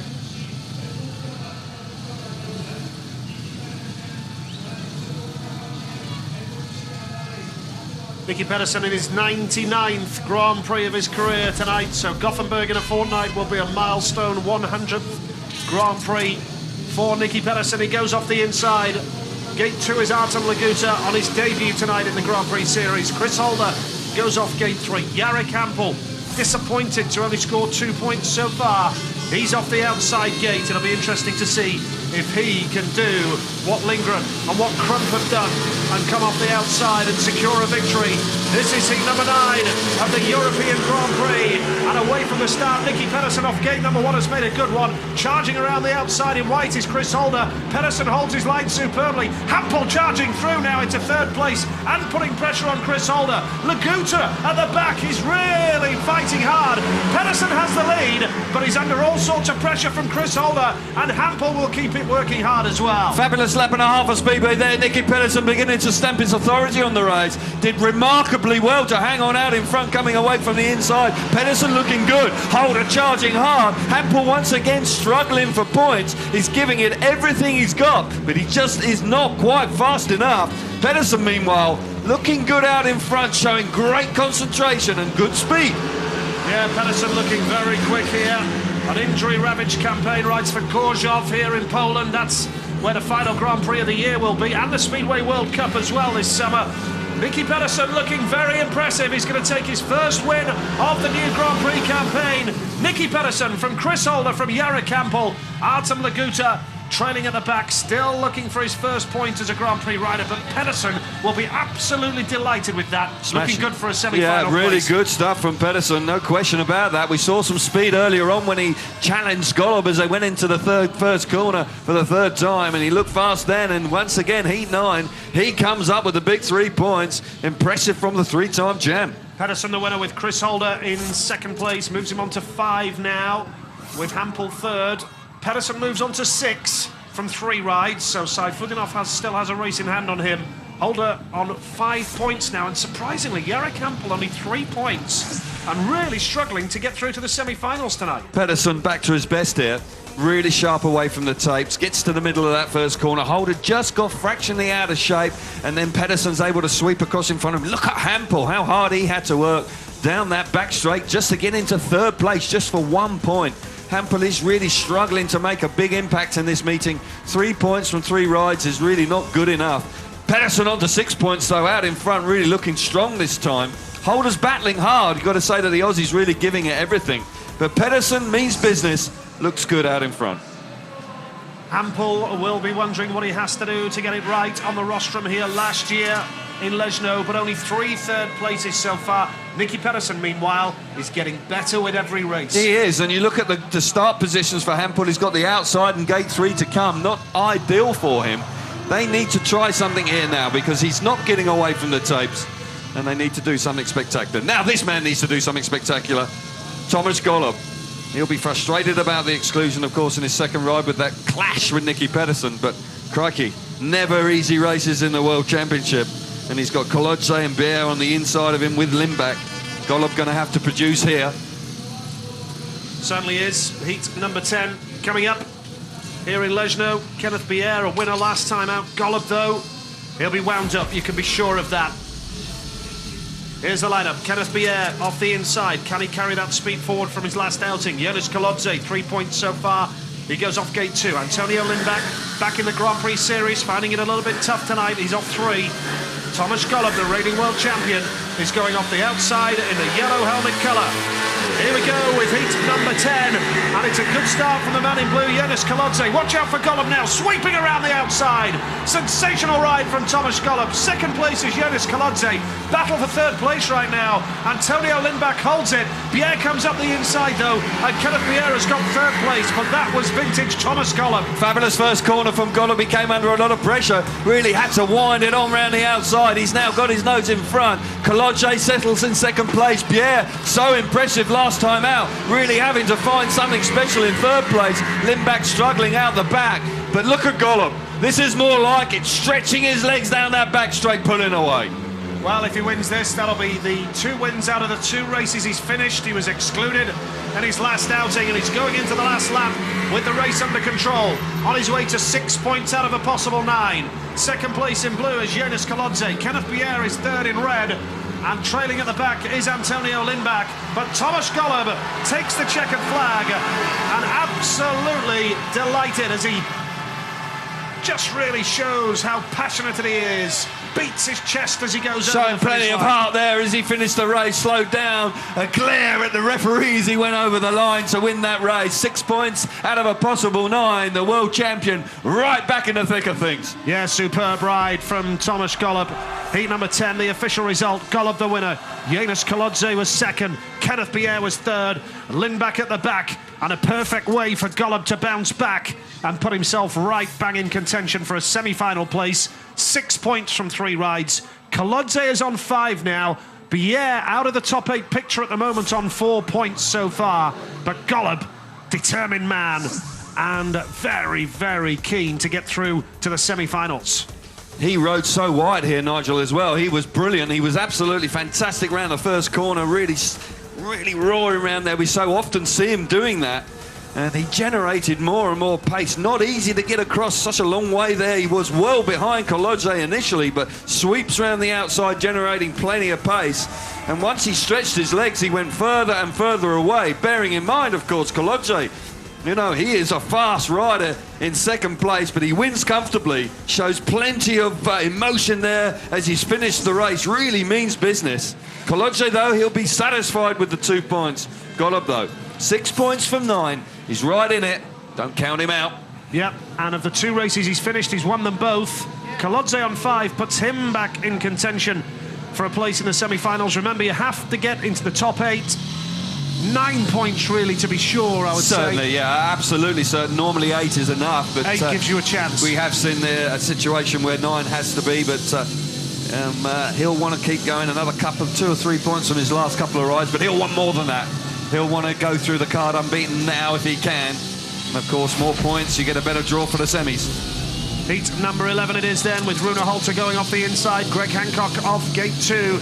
Gate 3 in white is Fredrik Lindgren, a winner last time out, and Damian Bielinski is going off the outside. Heat number 11 coming up, and Hancock still going strong. As we mentioned tonight, a winner last time out. Richard Child, the USA manager, Greg Hancock, pick corner, Jason Crump watching on. And a big heat number 11 coming up for all 4 of these riders, because remember, you have to get in that top 8. And this is the 3rd outing for each of these riders. Heat number 11, the pressure. Looking for a way through, switches back to the outside now, trying to generate more speed. Hancock's going to have to go for it here. Lindgren is charging hard. This is a good race developing here. Greg Hancock has the lead. Lindgren switches up the inside once again. Has Lindgren got the speed? They're going into the last lap. Super speedway race here. Battle at the back as well, with Bielinski just holding on to 3rd. Lindgren now is going to have to go some in the final turn 3 and 4. Hancock goes wide. Lindgren tries the inside line. Hancock, though, has just done enough. Good speedway, and Holter snatches 3rd place on the run to the line. Passing Bielinski coming out of the last corner. Real big heart shown by Holter once again to get amongst the points on the run to the line. Super action out in front with Hancock hanging on, and a super effort there from Freddie Lindgren in 2nd place. Good speedway, no doubt about that. Got to say that the veteran American is really going for it tonight. Sensational away from the tapes. That's his 2nd race win. Greg Hancock with Lindgren in 2nd place. Really worked hard there, tried to get after him. Rune Holter in 3rd, and Damian Bielinski at the back. Super speedway race, and Hancock moves on to 8 points, leads the Grand Prix now. Freddie Lindgren in the top 8, 5th place on 6. Holter is on 5, and Bielinski on 3 points. He's known as the Grin. There'll be a big grin on his face right now. Super ride there. It was under so much pressure, because you will see it once again. It's a brilliant start. Absolutely electric away from gate 2, and does exactly the right thing in the first corner. The other 3 boys are really having to work very hard. Down the back straight for the first time, and it's Lindgren into 2nd place. Bielinski's there in 3rd place. And for so long, it looked like Bielinski was going to pick up that point, but Rune Holter snatches it away on the run to the line. Super stuff out in front between Lindgren and Hancock. But the smiles are all for the Hancock team. The veteran American doing the business tonight. 8 points out of 9. Good stuff. Yep, great ride from Greg Hancock. One of the most popular guys on the circuit. And really an impressive form. Playing to the camera. Freddie Lindgren really worked him hard there as well. He's fast, Lindgren, you know. He's well and truly in this Grand Prix. At times we've seen him fade away. We've seen him very impressive in Grand Prix and have some very disappointing performances. Harris out here, desperate for points. He's changed his equipment, going on the spare bike, needs it to work. Absolutely, he's off gate number 2, but he's got Jason Crump inside him. Chris Harris. Side-footed off on the outside of him. Doesn't get any easier, does it? No, he doesn't. And Andreas Jonsson, who needs points, is off the outside as well. Big race for all 4 of these riders. Heat number 12. After this race, every rider in the field will have completed 3 of their 5 rides. Crump goes off the inside. Chris Harris is off gate 2. Emil Seifuddin off gate 3. 2 out of 2 so far. Jonsson off the outside. This is heat number 12 and a big race. And it's a great start from Chris Harris in blue. Harris has hit that first turn. A dream start for the Great Britain rider. Now has he got the speed to see off the opposition? Coming through into 2nd place now is Emil Seifuddinov. And Seifuddinov is diving up the inside of Chris Harris. And Harris just holds that lead. Jonsson through into 2nd now. And Crump at the back. This is a great race. Watch for Seifuddinov in white. He's really piling on the pressure now. And Chris Harris is under all sorts of pressure, Calvin. 3 abreast going into turn 3 for the second time. Harris out in front, but only just. Jonsson up the inside. Seifuddinov hanging on for 2nd place. Crump unbelievably relegated to the back. Now Jonsson gets into 2nd place. Superb action. Harris, meanwhile, out in front, hanging on. He just about managed to pull clear in that last lap, Chris Harris. They're into the final lap of heat number 12. And this could be a massive, massive result for Chris Harris. He look at Seifuddinov on the inside of the last corner. Charges into 2nd place. Incredible action for 2nd place. Seifuddinov gets 2nd. Wow. Jonsson and Jason Crump relegated to the back. Chris Harris of Great Britain pulls off a magnificent win in heat number 12. Digging deep, really working hard. And remember, he'd only got 1 point to his name before then. but the only Great Britain man in the lineup has just done him and his nation proud. Well, the change of equipment there comes to the rescue for Chris Harris. Brilliant start and a brilliant ride. Saifudanov was absolutely sensational and in second place. Ruthless down the back straight on the last lap to dive underneath Johnson. Of course, both those two boys last year were teammates of Bidgosh, but no love lost there. Superb action. Saifudanov second now, level on 8 points with Hancock. Crump on 5. Harris just outside the top 8, and Johnson only on 3 points now. Today's route to the final in Leszno is still wide open. Despite the track not being the best today, it's not affecting the action. Let's get back to the track. Chris Louis is at trackside. Thanks, Keith. Yeah, joined by Greg Hancock. Greg, great start to the new campaign. Yeah, so far so good. The score started level right now, and it's the new situation with the silencer. So yeah, it's a good chance for all of us to make a break. Have you had much chance to do some testing with the silencers? I did as much as possible during the wintertime back in California, and it always, you feel like you're doing good, but you never know until you come to the tapes. We didn't see your best performances in the early part of last season, but you certainly stepped up again, winning in Croatia, and you seem to have brought that forward to this year. Yeah, it's so far so good. It's been last year was a horrible start, as you said, and you can't start it off the World Championship like that. You're just trying to climb back all the time. So right now it's good. Got to keep it going. Be nice to go away from here with a championship lead, wouldn't it? Absolutely. It's that's what it's all about. The only reason I'm here. Good luck, Greg. Thanks. Thanks. Emil Saifudanov and Greg Hancock equal on points as we take another break. The action is fast and furious from the European Speedway Grand Prix in Leszno. We'll be back in a couple of minutes.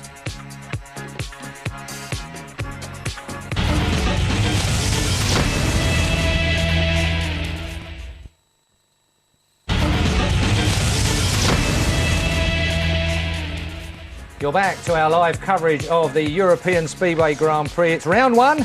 It's live from Leszno in Poland, and there's a lot to talk about in tonight's Grand Prix so far. None less than it's Greg Hancock and Emil Saifudanov tied on 8 points. And behind them, Thomas Golob, back after that disqualification with a race win last time out in Heat 10. Nicky Pedersen's there also, so's Freddie Lindgren. Jason Crump, bit of a problem for him, finishing last in his last heat out there. 5 with Kolodzi, and Chris Holder is in 8th place at the moment.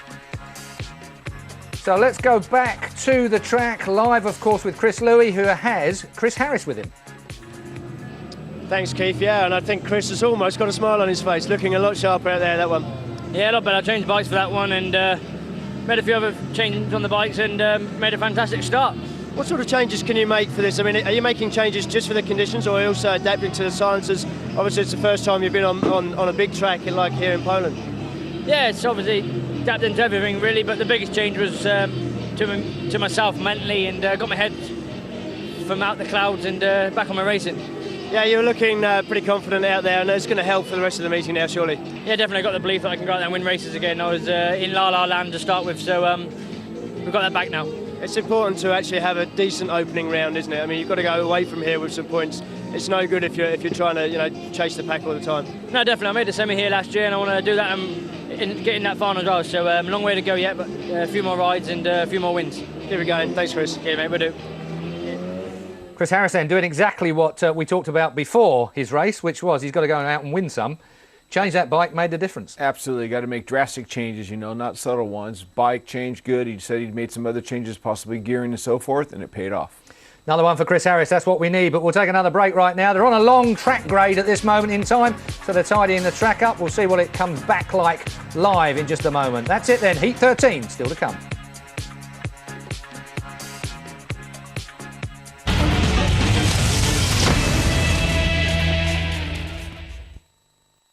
Pray tell, Merlin, what does the future hold for Camelot? Hundreds of awesome Sky movies on demand. You won't want to miss this. Looks like you. This is your avatar now, Jake. Now you can watch hundreds of films on demand at a time to suit you with Sky Anytime Plus. Sky. Believe in better. 1 to 1. I. To you. He. To she. Us. To them. Phone to me. finger to screen, first to score, 8-1, eyes to telly. PaddyPower.com. On iPhone, iPad and Android.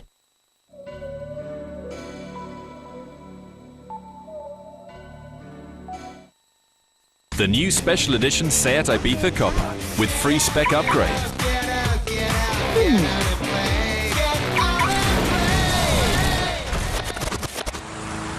The new special edition Seat Ibiza Copper. Everything upgraded except the price. Seat. Fishy delishy. A few spoonfuls of Hellman's Light mixed with some chopped parsley and garlic. 40 calories per spoon. Spread on your favourite fish and bake. Simply delicious. Simply wonderful.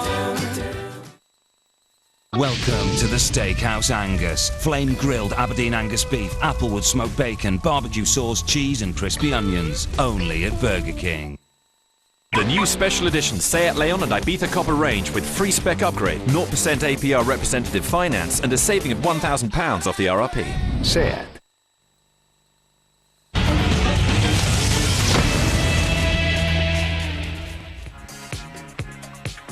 Welcome back to our live coverage of the European Grand Prix. It's round 1 of the 2011 series and we're live from Leszno in Poland. And you join me and Sam Malenko here in the London studio at the moment. Chris Harris pulled that one out the bag just when he needs it. Of course, Thomas Golub is a man that seems to be fairly tense around there at the moment. He got that disqualification but showed his class straight back on it. Yeah, I don't think there's any tense there. I just think it's the fact that he's got the World Championship crown on his head right now, and he knows that that's got to carry him somewhere, and to have a misfortune of getting excluded for whatever reason, whether his bike or whatever it was, he came back there and proved that he's no slouch. He went out there and went straight around him. Well, there's no one that knows him better than Thomas Kaczynski, of course, the man that's working in his corner. Let's hear from him now. Thomas, a good, indifferent start for Thomas, crashing in his second ride and getting excluded. Yeah, it was a little unfortunate in the second ride, but we're still plugging along and just got to reel in the points. Thomas obviously has been one of the guys that's been a little bit against the silencer situation, even turned up as late as yesterday with one of the old silencers on his bike, but doesn't seem to have affected him. He's making absolutely superb starts and he looks very determined to retain this title. Yeah, he's very determined. We had a hard and we worked all winter really hard with the team to get everything organized as far as silence is concerned. So far they're working for him. Hopefully they'll keep up. Track conditions not what we would expect here in Leszno. Do you think that's catching some of the lads out? I think so. It might be a little problem for some of the lads, but the track's a track. It's even for everyone.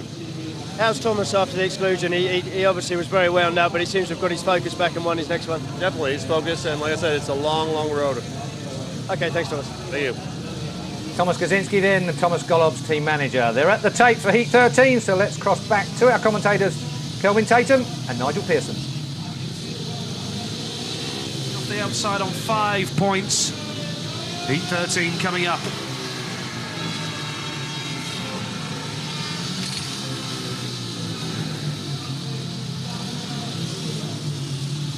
Heat 13, we're off and running once again then after the interval here in Leszno. Andreas Jonsson off the inside, big race, 3 points so far. Kenneth Pierre under pressure on 4. Belinsky, the wild card, off gate 3 on 3 points. Chris Holder from Australia going off the outside with 5 points to his name. Yeah, key ride for all 4 riders here. They're not really having the best of nights. Holder, of course, has shown plenty of speed. Needs to get round that first corner and really power down the back straight. But Jonsson on the inside, what can he do? Heat number 13 it is. And the tape tries and away from the start. It's a good one from Pierre in the blue helmet colour. Holder coming around the outside. Oh, he's getting all very tight.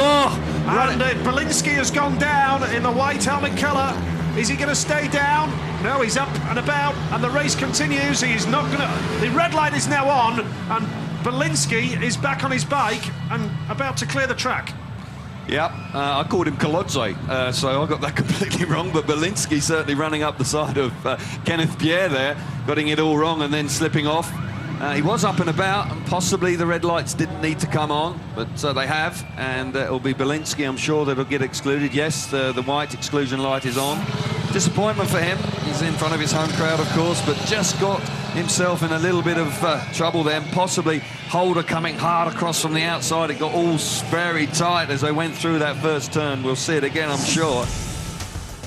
We're looking at Belinsky coming out of gate 3, but Holder hard from the outside. Bier there coming in. Look, Belinsky's got so much speed and literally just runs in the side of him and just can't get off of him and slides off the bike.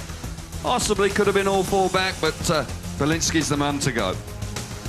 Yeah, and wild card tonight. He's almost running to the side of Bier. It was unfortunate for him. Bier there looking at it, you just see Bier just pulls, momentarily pulls a big locker and kills his speed just as Belinsky is really hooking up. You watch Bier just now, just pulls a big locker on where they put the water on, and Belinsky's got nowhere to go and has to sort of bail out of the situation. Just an unfortunate situation as Bier pulls a big locker. He just can't get off of him and slides off. No real malice or intent there from Bier. Belinsky just can't get out of the way. Well, Belinsky is not going to make the semi-finals. It is home territory here as the wild card. 3 points from 4 rides now.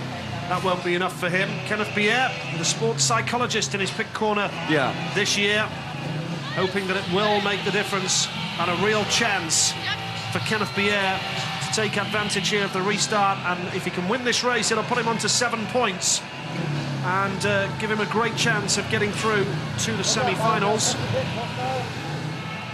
Very, very fast on his day. Made a great start to the World Championship last year, Kenneth Bier. Chris Holder in the mix there, Davey Watt alongside him, his fellow countryman and teammate with the Paul Pirates in the UK. Holder looked good there, didn't he? He managed to get round the outside, made a sharp start away from the outside, and was looking good. He'd be frustrated that he's got to now do it again, but Watt, I'm sure, will be just keeping him focused. Hancock enjoying a great night. Disappointing in the opening half of the last Grand Prix series. Looked like the writing was on the wall for the American, but miraculously turned things around for himself and managed to win a Grand Prix in Croatia and was comfortably back in the top 8 and back in the series for 2011. Terrific stuff from him. 8 points out of 9, looking good so far. But Bier, as we rightly say, is a very fast rider, been in good form this year so far, and he's a rider that he could be a spoiler if he really gets his trapping hand on, makes some starts. I tell you, when he hits the front, he's a hard man to peg back. Absolutely right. Terrific crowd, great atmosphere, and the race for the semi-finals is well and truly on here in Leszno. 3 riders only for the restart of heat number 13 then, because Damian Belinsky, the wild card, has been disqualified by our referee Craig Ackroyd, who is making his debut in the Grand Prix circuit tonight. Did referee the World Cup final last year, Craig? Yeah. And now on the Grand Prix circuit as well, and has had a pretty tough night with some big decisions to make so far. He has, and it's never easy when you're coming into such an arena like this, highest level of racing. But all the 3 remaining riders here, desperate for points. A win here would really give them a good opportunity of progressing in this Grand Prix. They haven't managed to win races, so well, Bier's won a race, but it's been up and down with obviously with the exclusion, making life a little bit more difficult. But 3, 4 and 5 points respectively, a win would be very useful. Johnson off the inside then, Kenneth Bier going off gate 2, no rider off 3, Belinsky excluded. Going off the outside is Chris Holder of Australia. As you said, Kelvin, very, very fast Chris Holder in his first ride. The first attempt to stage this race, I should say. Oh, brilliant around the first corner, and they've graded the track, and there's plenty of grip in the middle of the track. He'll be trying to reproduce that sort of start first turn once again. Heat 13 of the European Grand Prix here in Leszno. And Bier has made a good one again, so has Chris Holder, but Bier has held the line. Holder has to go wide, but Bier, that is a superb ride from Kenneth Bier in blue. Andreas Johnson on the pace, trying to come through for second, but Chris Holder has closed the door. The lead is with Kenneth Bier, Chris Holder second, Andreas Johnson third, and that was a fantastic first lap from Kenneth Bier. Sharp start away from gate 2, and this time Holder was good away from the tapes, but lifted halfway out and killed his momentum. Bier now in front.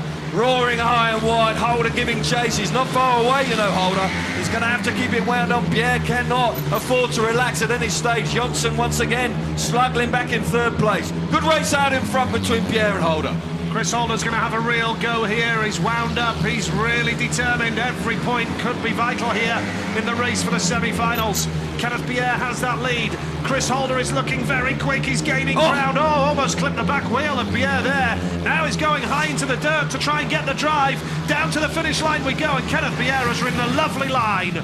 Great ride from Bier. Smart last turn there from Kenneth Bier. Holder did a super job in second place, but tried there right round the outside, but just too far with Bier being able to hold that line in the middle of the track and powered his way to a very useful 3 points and on to 7 points in total. Looking good for the top 8 tonight, Kenneth Bier. Good stuff from him. Holder battling hard in second place.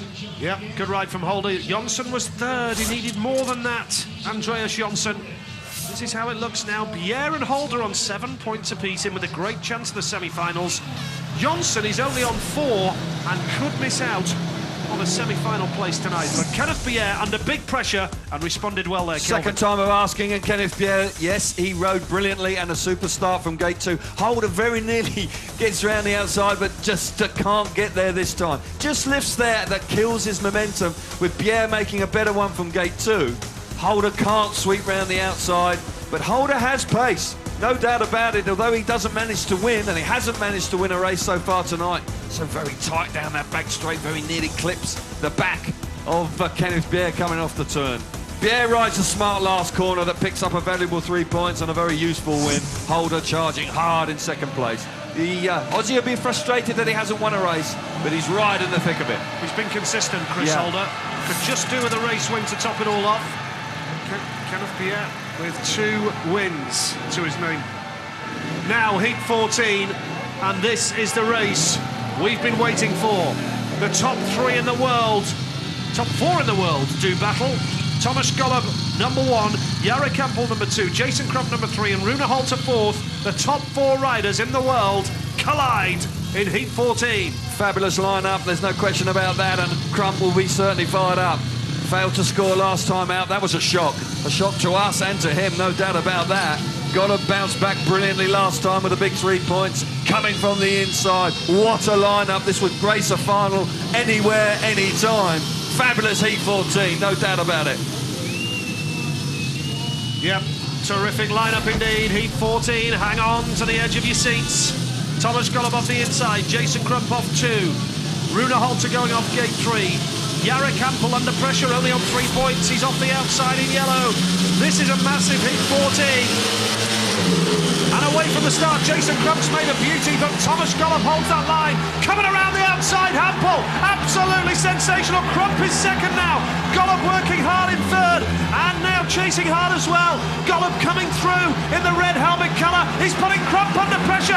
Crump switches up the inside. Sensational race. The lead though is with Hampel. Unbelievable speedway. Hampel's out in front. Golub's gone from first to last to second in a lap and a half of speedway. Crump's out the back. Incredible stuff on the lap. First 2 laps. Look at Hampel go out in front. Golub now settles in second place. Crump unbelievably is out the back, putting pressure on Ronnie Holter, but this is more like it from the number 2 in the world, Hampel, flying out in front. Brilliant speedway. He needs a win here. Nothing less than a win will do for Hampel. And he really is riding superbly. Golub is second under pressure though here. From Rune Holter into turns 3 and 4 they go for the final time. Jari Campbell raises the roof. Fantastic win in yellow. Second place was Thomas Golub. Rune Holter was third. Jason Crump at the back. And that was the race of the night. Brilliant stuff there in heat 14 by the top 4 in the world. No doubt about it. What was Golub doing? He made a brilliant start. He went from first to last to second in the first lap and a half. Hampel, though, that's more like it. Brilliant. Jarek Hampel pulling off a result in heat 14 there, then over Thomas Golub, Rune Holter, and remarkably, for the second time in a row, Jason Crump out the back. Samra Malenko, not exactly what you might have expected from the man third in the championship last year. No, that's right. And I was expecting more out of Jarek Hampel to come good earlier in this competition. And he's left it a little bit late, but at least he's in the top 8 at the moment on 6 points. Golub joins the top 2 men now then. So Golub is up with Hancock and Hampel on your aggregate scores at this moment in time. But talk us through it. Well, you think on the inside there with Thomas trying to take advantage of the inside gate. He goes and makes a decent start, but he resorts straight to the outside where his traditional line would be, and he's proved that that works for him so far. But he leaves a big hole open. At the same time, Jarrett was going through the top corner right in the deep stuff, and he pulled it off going into turn 3. Then the race begins. Thomas comes back, fighting as much as he can with Rune Holta, which is riding with injuries at the moment. Surprisingly trying to hold on to his bike, but Thomas pulls off a second place out of that, almost going to first in the first turn. Well, I think Thomas Golub, he's 40 years old, and in April, actually, April the 11th, I think, was his birthday. Yeah. I mean, 40 years old, the man is motivated as he's ever been. Yeah, well, he's a true athlete. I mean, the guy trains hard, and all he thinks about is speedway. The whole time I've known him since 1990, all he's ever done is speedway. Heat 15 then, as it comes to the tapes. Let's take a look at the lineup. Artem Laguta off the inside. Alongside him is Freddie Lindgren. Alongside him is Emil Sayfutinov. And then Janusz Kolodzi is on the outside. As we look at Jason Crump's slump, both back in his chair and in the point scores. That's how it looks at the moment for him. And that's the lineup right now.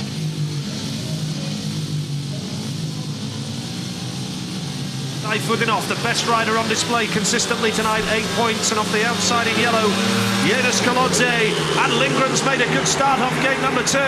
Now up the inside, coming hard is Sayfutinov, and Lindgren has gone to third. Around the outside, Kolodzi.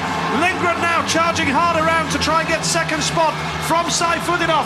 Terrific speedway here. The lead though is with Kolodzi. Lindgren second. Watch out for Sayfutinov. Oh, how on earth did he miss him there? I really don't know, because Lindgren's now in the second place. Kolodzi under attack initially there from Sayfutinov. Sayfutinov had to really put a locker to make sure he didn't sideswipe him.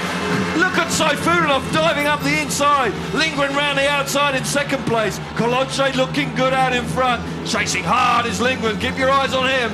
Yeah, Lindgren is going high and wide. He's trying to try and the inside line now on Janusz Kolodzi, the local hero here in Leszno. Kolodzi has the lead, but Lindgren is all over him now in the latter stages of another dramatic speedway race here. Lindgren goes wide. Kolodzi has locked up the inside. That's a fantastic ride from Kolodzi. Lindgren, very, very close from Lindgren. And Sayfutinov was third. And I don't know about you, Kelvin, but with Sayfutinov third there, I think this Grand Prix is wide open. Indeed it is, and there's no doubt that Sayfutinov very nearly just took out Kolodzi there as he charged up the inside. How on earth did he miss him? Kolodzi was brilliant out in front. Very smart last corner to cover the move from the faster Freddie Lindgren back in second place. Sensational speedway. The Grand Prix has come alive in no uncertain terms. Kolodzi out in front, a big 3 points. Lindgren second. A special kind of race mean to go and see. The first one of the year is always a booster. Davey Watt has gone all the way out there to check on his man Chris Holder, I'm sure, and he's with our man Chris Louis. He's also racing in his own league match tomorrow as well, but Davey here supporting Chris, helping him out, giving a little bit of advice. He's made a pretty good start, hasn't he? Yeah, he has. Really could have done with a win in that last one, but I think he's riding good. He looks comfortable on the bike, and he's fighting for everything, which is all we can ask. This is the sort of track that you need to let the bike run and you need to flow. You can't afford to pull lockers and things like that, especially with the new silencers.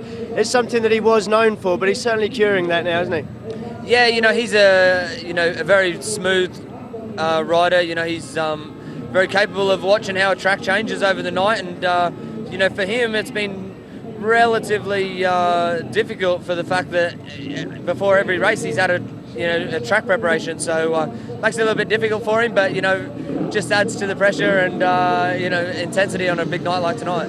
And you were there at the Elite League pair supporting him and Darcy, and Darcy's another young Aussie really that's just about ready for the Grand Prix series, isn't he? Hey, he's beaten most of the guys that are in it, so he's doing great. I can't wait to see him in meetings like this. He'll be putting it about there for I'm sure. Okay, thanks for your views. Thanks, David. Thank you. Thanks indeed, Chris. And another Chris that's under a lot of pressure at the moment. Can he make it 2 wins in a row? Chris Harris really needs it if he wants to go through to the semi-finals. He's out now in Heat 16 off of 3. Underneath him is Greg Hancock and Nicky Pedersen. It's a toughie. Antonio Lindbuck is on the outside. Let's get back to the track and our commentators.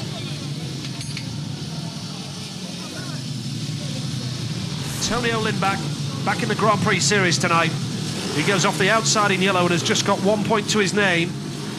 This is heat number 16. Close is this! Fabulous stuff once again. What an open lap of Speedway. Harris chops back to the inside. Powering up the inside. Pedersen and Harris neck and neck as they go into turn 3 for the second time. Hancock's out in front, really looking strong. Harris and Pedersen battling hard. Lindback's not out of it. Terrific Speedway. Hancock's got the race under control and is heading through to the semi-finals, no doubt about that. Lindback working Harris hard now for that 1 point. Harris really needs to hang on if he's to maintain an interest in the race for a semi-final place, and Lindback is really working him up the inside line. Pedersen is second. This is the battle for third place, as you can see on his screen. Harris is just hanging on there. Hancock has got the race in the bag, no question about that. No mistake at all from Greg Hancock. Nicky Pedersen second, Chris Harris was third. More great Speedway, and it just underlines Terrific. It's not all about winning the race, every point counts. That's why Harris worked so hard for third place. Yeah, he did, and he was a little unfortunate not to have actually hung on to second place. Hancock, though, has been majestic out in front there, pulling away, showing a lot of speed. The other two boys were squabbling, and then that allowed him to pull away. Pedersen, though, scrapping hard, looking good for second place, keeping himself well and truly amongst the points for the Grand Prix. Hancock, though, what a night he's having, moving on to 11. Brilliant from Greg Hancock now. He really is top of the pile on 11. Nicky Pedersen's on 8. It's a clutch of riders on 8. Harris on 5, and Lindback out of the picture now. Any doubt that anyone had that the new FIM silencers would quash great racing? They're wrong. They've worked, and it's certainly working here at the European Grand Prix in Leszno. We'll take another break when we come back with more great racing.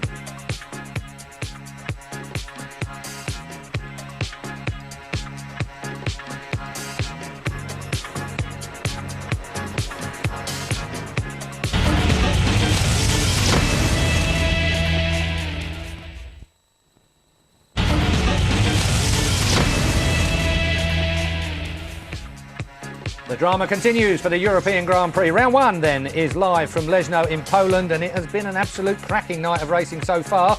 25,000 people can cram their way into Leszno, but surprisingly it's not quite full. Greg Hancock, though, doesn't care. 11 points for him. Emil Sayfutdinov on 9. Thomas Golob, Jonas Kaladze and Nicky Pedersen all on 8, as is Freddie Lindgren as well. This is anybody's trot all the way into the semi-finals. Sam Ermolenko's with me here in the studio. I mean, these points really are, every one is like gold. That's right, and all the guys right now really don't want to mess up their Grand Prix, especially the first one, but at the same time they're expecting a little bit of luck going their way, because right now that's what's they're going to need. The track, the silencers, and all that combination does make it a bit tricky. Let me bring you to Jason Crump. I mean, 2-0 scores in the last 2 races. Now, you wouldn't have expected that. Not the way he started. I mean, he seemed so fast right from the word go. But then again, you got to look at his gate positions, where he was on the racetrack and who was in his race that put him in that position. We know he's a good rider. We know he can actually do it with the best guys, but he just got squeezed out a couple times, maybe a little cautious. And one of the men that's squeezing at the moment is the man on 11 points. Greg Hancock is top of the tree. Let's hear from him. Greg Hancock, 4 rides gone, 11 points. Probably the first man in the semi-finals tonight. Yeah, so far, it's going really good. It's obviously you can see the racing is pretty tough to pass, but it's been good racing, but the starts are most important, and it's working good for me so far. The bit you went off that time looked nice and dry, big puff of dust as you left the start. Yeah, I figured there weren't many people making it out of gate 1, so what the heck, this is like a gamble, so I went for it, and it wasn't the best start, but I still had a good first corner. Gate 1 again next time out. I'm sure you'd take 14 points going into the semis. That's what I'm looking forward to. I mean, it's it's all level from the beginning here. So the World Championship's at stake, and that's where I'm headed. We talk about a lot the competitiveness of Speedway Grand Prix, but there's a very fine line between a first and a last in a heat. Yeah, that's right. I mean, points are points. You need points in every heat, but I try not to think about those last places. I just try to think about winning, and almost like Charlie Sheen, just winning. And don't look back. No, don't look back. And I just want to say, hey, there's a guy who should be with us tonight, Stefan Anderson, and he had to stay home because of family, death in the family, but we're thinking about you. Hang in there. That was Steve Brandon with Greg Hancock. Now let's cross quickly back live to Chris Louis. Thanks, Keith. Yeah, joined by Jarek Hampel. Jarek, fantastic season last year, second place, looking to go one better, but it's been a tough night so far, hasn't it? Yeah, that's right. It's a really tough night for me from the beginning, especially. I couldn't find the right setup on my bike, and I've got a lot of trouble on the track. I tried to build the speed on the straight, and tried to start, very quick, but it was not good, My bike working pretty flat, and I need to have more power. So yeah, in the end, the last one was much better. So hopefully I can go same good next time. You know this track very well, but normally for league racing, it's prepared with a lot more grip than today. So that's difficult for you. Yeah, of course, it's totally different. We have pretty hard, pretty slick track for tonight, and yeah, but it's the track condition it's the same for everyone. So yeah, the biggest problem was from the beginning. I raced too slow. Now it's okay. So I started on hit 20, so I have a one hit more chance to go to semi-final, and I try to do that. Yes, those 3 points definitely giving you a chance of a semi-final spot. Yeah. Yeah, I need to win the last one if I want to go on the semi-final. So I try to do that. Bike working much better than before. So yeah, that's it. Good luck. Thanks, Jarek. Yeah, thanks. 6 points now for Jarek Hampel, and there's 6 points now then for Jarek Hampel, and you can see the crowd, well, they're pretty much enjoying themselves around this racetrack at the moment as we line up for the next heat, heat 17. Off the inside, Chris Holder, beside him Rune Halter, and then we've got Antonio Limbach and Emil Saifutinov off of the outside. That's going to be an interesting dive for the man with 9 points at the moment. As they come to the tapes then for heat 17, just 4 more rides to sort out who goes through. The top 8 do, of course, into the semi-finals, but at the moment it really is down to the last rides of many of these riders. We've heard that Greg Hancock may well be through on 11 points. Well, of course he is on 11 points, but he's yet to be joined by an undefined few others, as Davey Watt looks on. So Saifutinov off the outside. Everybody biting their nails down to the quick, I feel, at the moment. So as they come under starters' orders, let's go back to our commentators at trackside.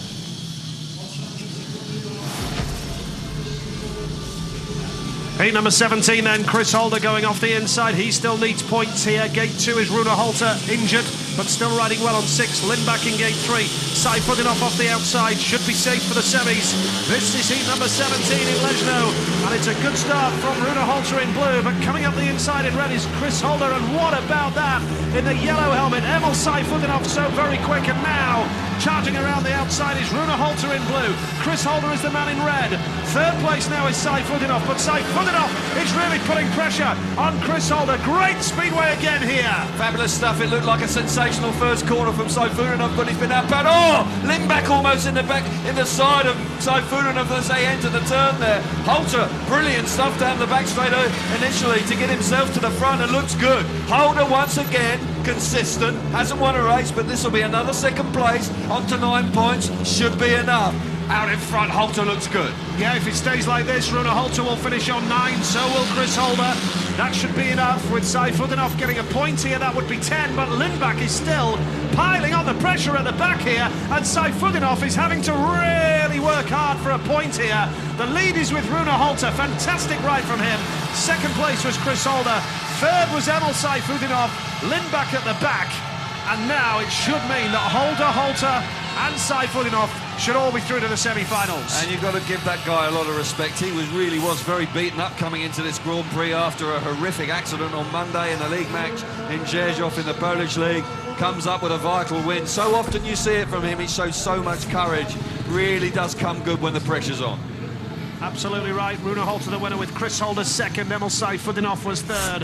Lindback at the back, and this is what it means overall. Saifutinov moves on to 10. Halter and Holder are on 9 points apiece. And as things stand, you would suggest that that should be enough for them. Just hope there's no countback, because obviously for Holder, he hasn't managed to win a race. That would be cruel if he got beaten up by the fact that he hasn't won one. Here we go, away from the tapes, and once again Halter looking a little bit untidy as he gets into that first corner, but I tell you what, down the back straight he wasn't untidy, he was fast, roared to the front. Holder there. It was a brilliant first corner actually by Saifutinov, who comes from the outside, switches straight to the inside and actually gets himself to the front here, but the problem there is he just hasn't got enough speed to hold on to it down the back straight. Halter then gets into the lead. Holder follows him through into second place. Huge performance there for Rune Halter to move into the semi-finals for sure on 9 points. Yeah, great stuff. Chris Holder, very consistent. Would have, as you said, Calvin, he would have loved to have got a race win to his name. Yes. But he has still done a good job. 9 points in the opening Grand Prix. with the potential to go on and improve that. Remember, every point counts to your Grand Prix score. And in heat number 18, we've got Greg Hancock, who has scored 11 out of 12, and the reigning champion, Thomas Golub, off the inside in blue, off gate 2 in blue. Andreas Jonsson, not the best of nights for him, he's off gate 3. Hancock, Golub, Jonsson, and Laguta. That's your lineup for heat number 18. Well, it looks like a bit of a head-to-head between the two boys on the inside.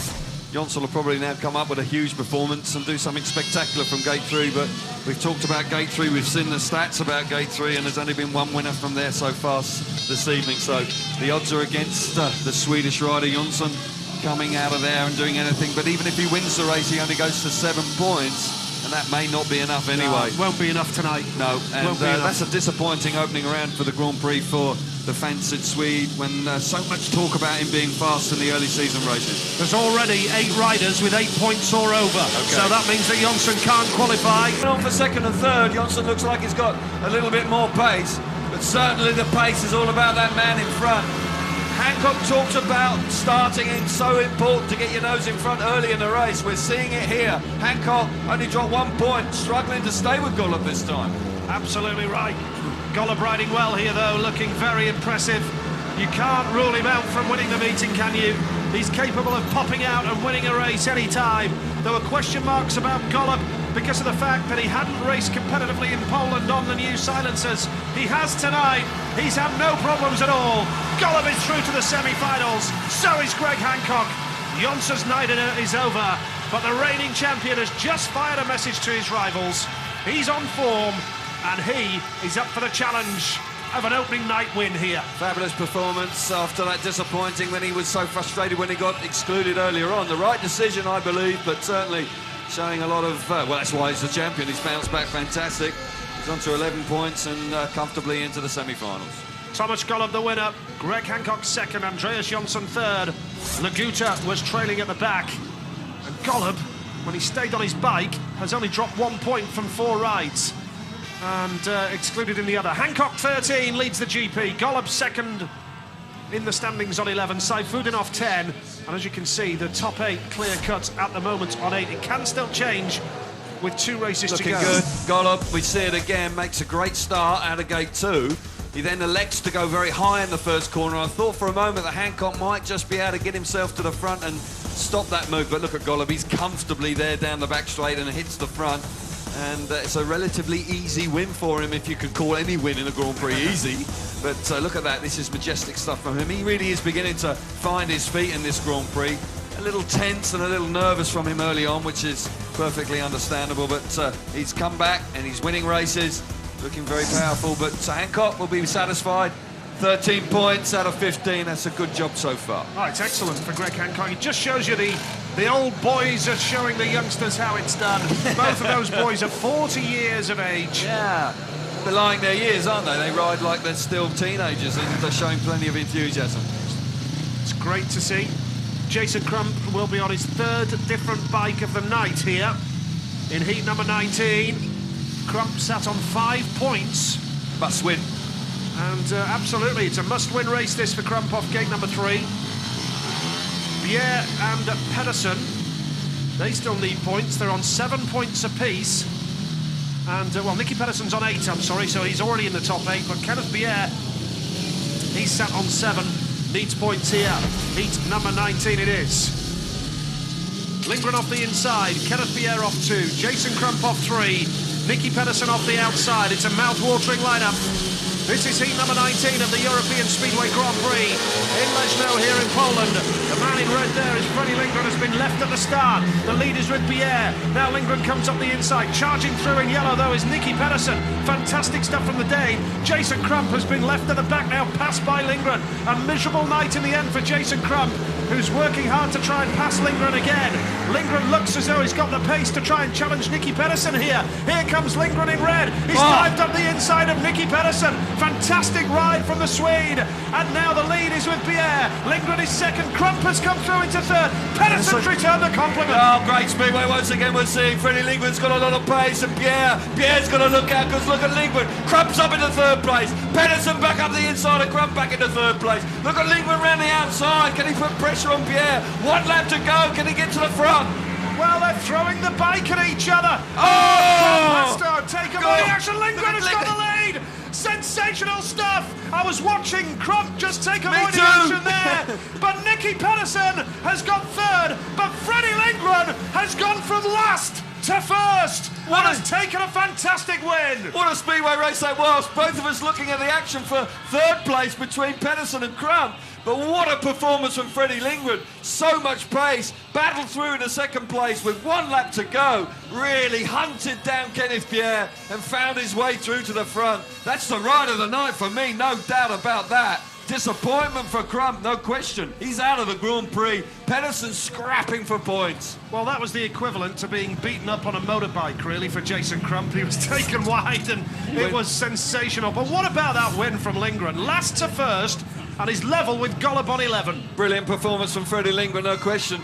Yeah, that was 15 rounds of boxing we saw there between Pedersen and Crump. Crump did well to stay on his bike there as Pedersen stormed back into third place. We see it again. Initially, Kenneth Pierre makes a great start from gate 2, goes very wide in that first corner. Look at Freddie Lindgren, he's third, and then Crump gets into third place down the back straight. Pierre is comfortable way out in front.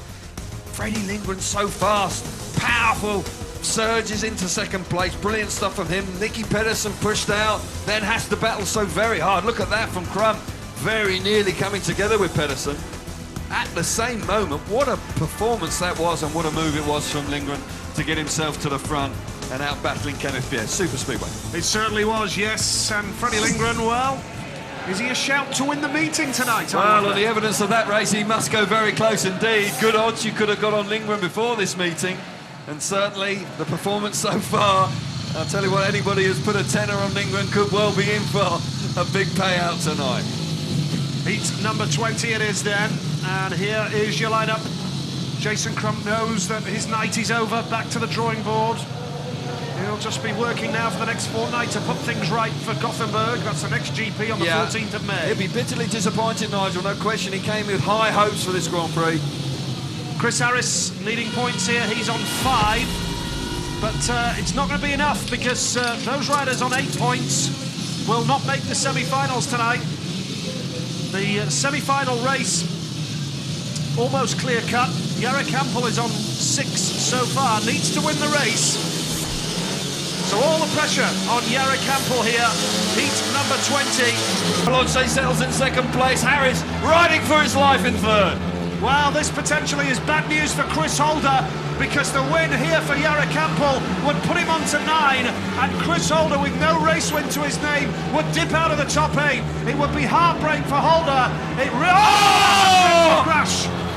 He's caught the back wheel, that's high speed. Colodze made a bad call there at the last moment, decides to switch. He's writhing around on the floor in pain. Big accident down the back street at high speed. Well, that is one of those where the crowd hold their breath. That was at maximum speed, Kelvin, was it not? Flat out down the back straight. Colodze decides to switch to the outside at the wrong moment, too late. Clips the back wheel of Jarek Hampel, who is an innocent party in this. Got to say that it's extremely high speed. Colodze generating lots of speed as he comes off the banking. So much momentum. And there he goes across the track as Hampel's heading for the corner. High speed accident. Dramatic stuff. Out of control. Yeah. The bike then clouts him on the way in. That really is a dramatic accident. Well, let's just wish the man all the very best. Into the air fence. He does move straight away. Problem is, he was tied up with the motorbike as he goes in, and then probably the damage is done by the bike. The air fence is there. Of course, they always do a remarkable job. He's actually been conscious. Yeah, he's conscious, which is good, but what a high-speed accident that was. Just one of those things. Hampel beginning to look for the third turn and coming back to the corner as Colodze had so much momentum and decided to, at the last minute, go for the outside and clips his back wheel. Take another look at it here, and it's just horrendous. You know, Hampel sweeping off from the outside and coming across as Kolodze had so much speed, and maybe Kolodze just needed to duck for the inside there, just didn't have enough room to get round the outside of him. And unfortunately for him, Hampel there just, that really is quite a dramatic stuff. Absolutely right. Jonas Kolodze will be excluded from the restart then, and the landing was horrendous. He bounces on the track and then the bike follows him in, and that's the problem. Let's just keep our fingers crossed that he can get himself up on his feet.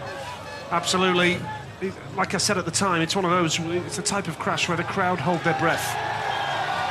And to walk away from this, which he is doing now, is quite remarkable, Kelvin. Yeah, I'm delighted to see that. That was an extraordinarily high-speed accident. He was completely out of control. Kolodze just shows you how tough speedway riders are. I tell you what, that was dramatic stuff. Delighted to see him on his feet. The crowd hushed into that, and a great reception as he comes off the track. Well, everybody's happy that he's up and about. Music playing over the tannoy. He's going to be sore. He's going to be aching all over in the morning as well, isn't he? Yeah, I feel like a herd of elephants have run over him tomorrow morning, that's for sure. But certainly he's a fan favourite here. Local rider was looking good tonight. That may well just cost him Nudge. But there, have a chat. No malice there. I do believe that Hampel was unaware of how fast Kolodze was coming there, and he was the innocent party. But just delighted to see the man up and about. He'll be back in 2 weeks' time for sure. Yep, Kolodze, 8 points, 2 wins to his name, and could well be in a position where he can't believe it. I mentioned about the fact that Holder will be disappointed if he misses out because he hasn't won a race tonight. If Hampel comes out in the rerun and wins it, of course, that may well be curtains for Chris Holder, and that'll be bitterly disappointing. He won't believe it that he's gone out on 9 points just because he hasn't quite managed to win a race tonight. Yep, 4 second places and a third for Chris Holder. But just going back to Hampel quickly, Nigel, what a start he made there from gate 3. A bad gate all night on the stats. Right. You know, we've only seen one win, I think. He was jet propelled away from there, out in front, and wow, Speedway, he suddenly realises how dangerous it is at times. Look at that. Yeah. Off the bike, all over the handlebars, bang, down he goes, and I think it's the bike must have knocked all the wind out of him. It's just fantastic that he's walked away from this. It's almost unbelievable. That move, we should emphasise, has cost him a place in the semi-finals here tonight, because we already have 8 riders on 9 points plus, and the only one who can catch them now is Jarek Hampel, who is on 6 points, so has to win this race, as he was doing at the time of the stoppage, and if he does that, Chris Holder will miss out on the semi-finals, even though he's scored 9. Quite unbelievable. Well, Chris Holder will be hoping that Chris Harris can do him a favour here by popping out the start and winning this race, of course. And no guarantee. We've seen plenty of action. It's not easy to win races tonight. Certainly, Hampel has found it difficult, but last time out, he was much more impressive, winning comfortably in a really big race. And certainly, he was out in front, reproducing something special away from gate 3. But yeah, tense times right down to heat 20. Still plenty to race for. Few stoppages tonight, few crashes, bit of controversy.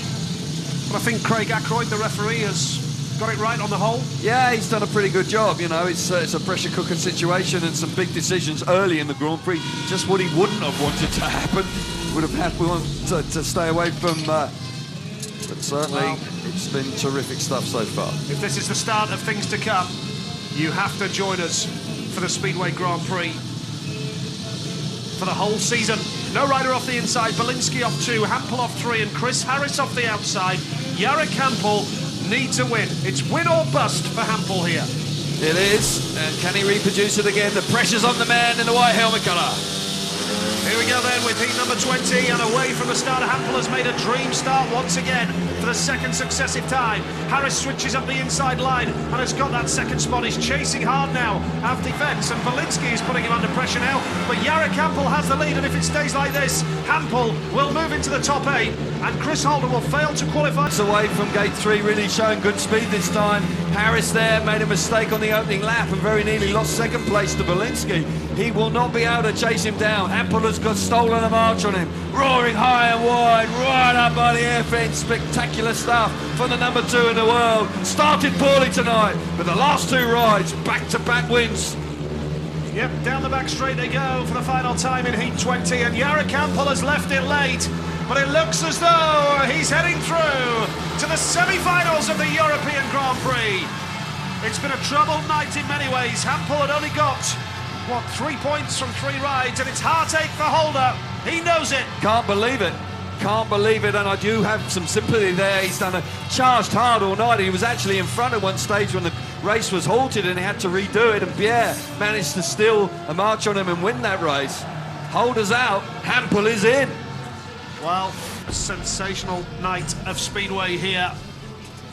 And here is the result of Heat 20. Hampel, 3 points for him, Harris 2, and Belinsky gets the point. Kolodze thankfully walked away from a horrific incident there.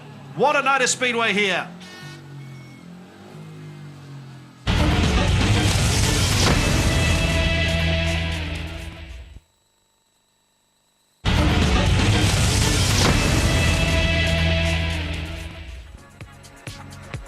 The final 8 riders of the European Grand Prix have been decided.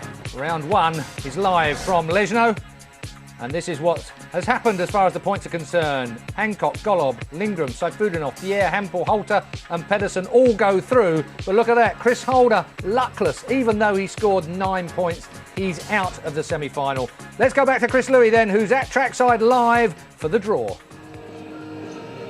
Thanks, Keith. Yeah, the lads are just wandering over now to do the draw. And I've got to say, I mean, I knocked the track when I done the track walk and spoke about it before the meeting, but it's thrown up some entertainment, all for the wrong reasons. The lads have been just diving in there and pulling some crazy moves on each other. Kolodze going down hard, although I think that was just his own fault, a lack of concentration.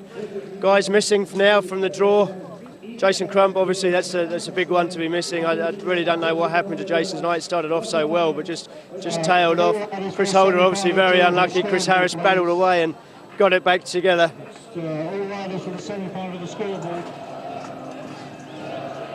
can see the lads just lining up now. It's actually going to be very difficult, I think, this evening to know exactly which gate to pick. Nothing has stood out. Gate 3 has been a graveyard. Definitely going to want to avoid that one. Does it depend, Chris, on how they've graded the track now while you're not looking? I mean, have they dumped any more water on it in the interim?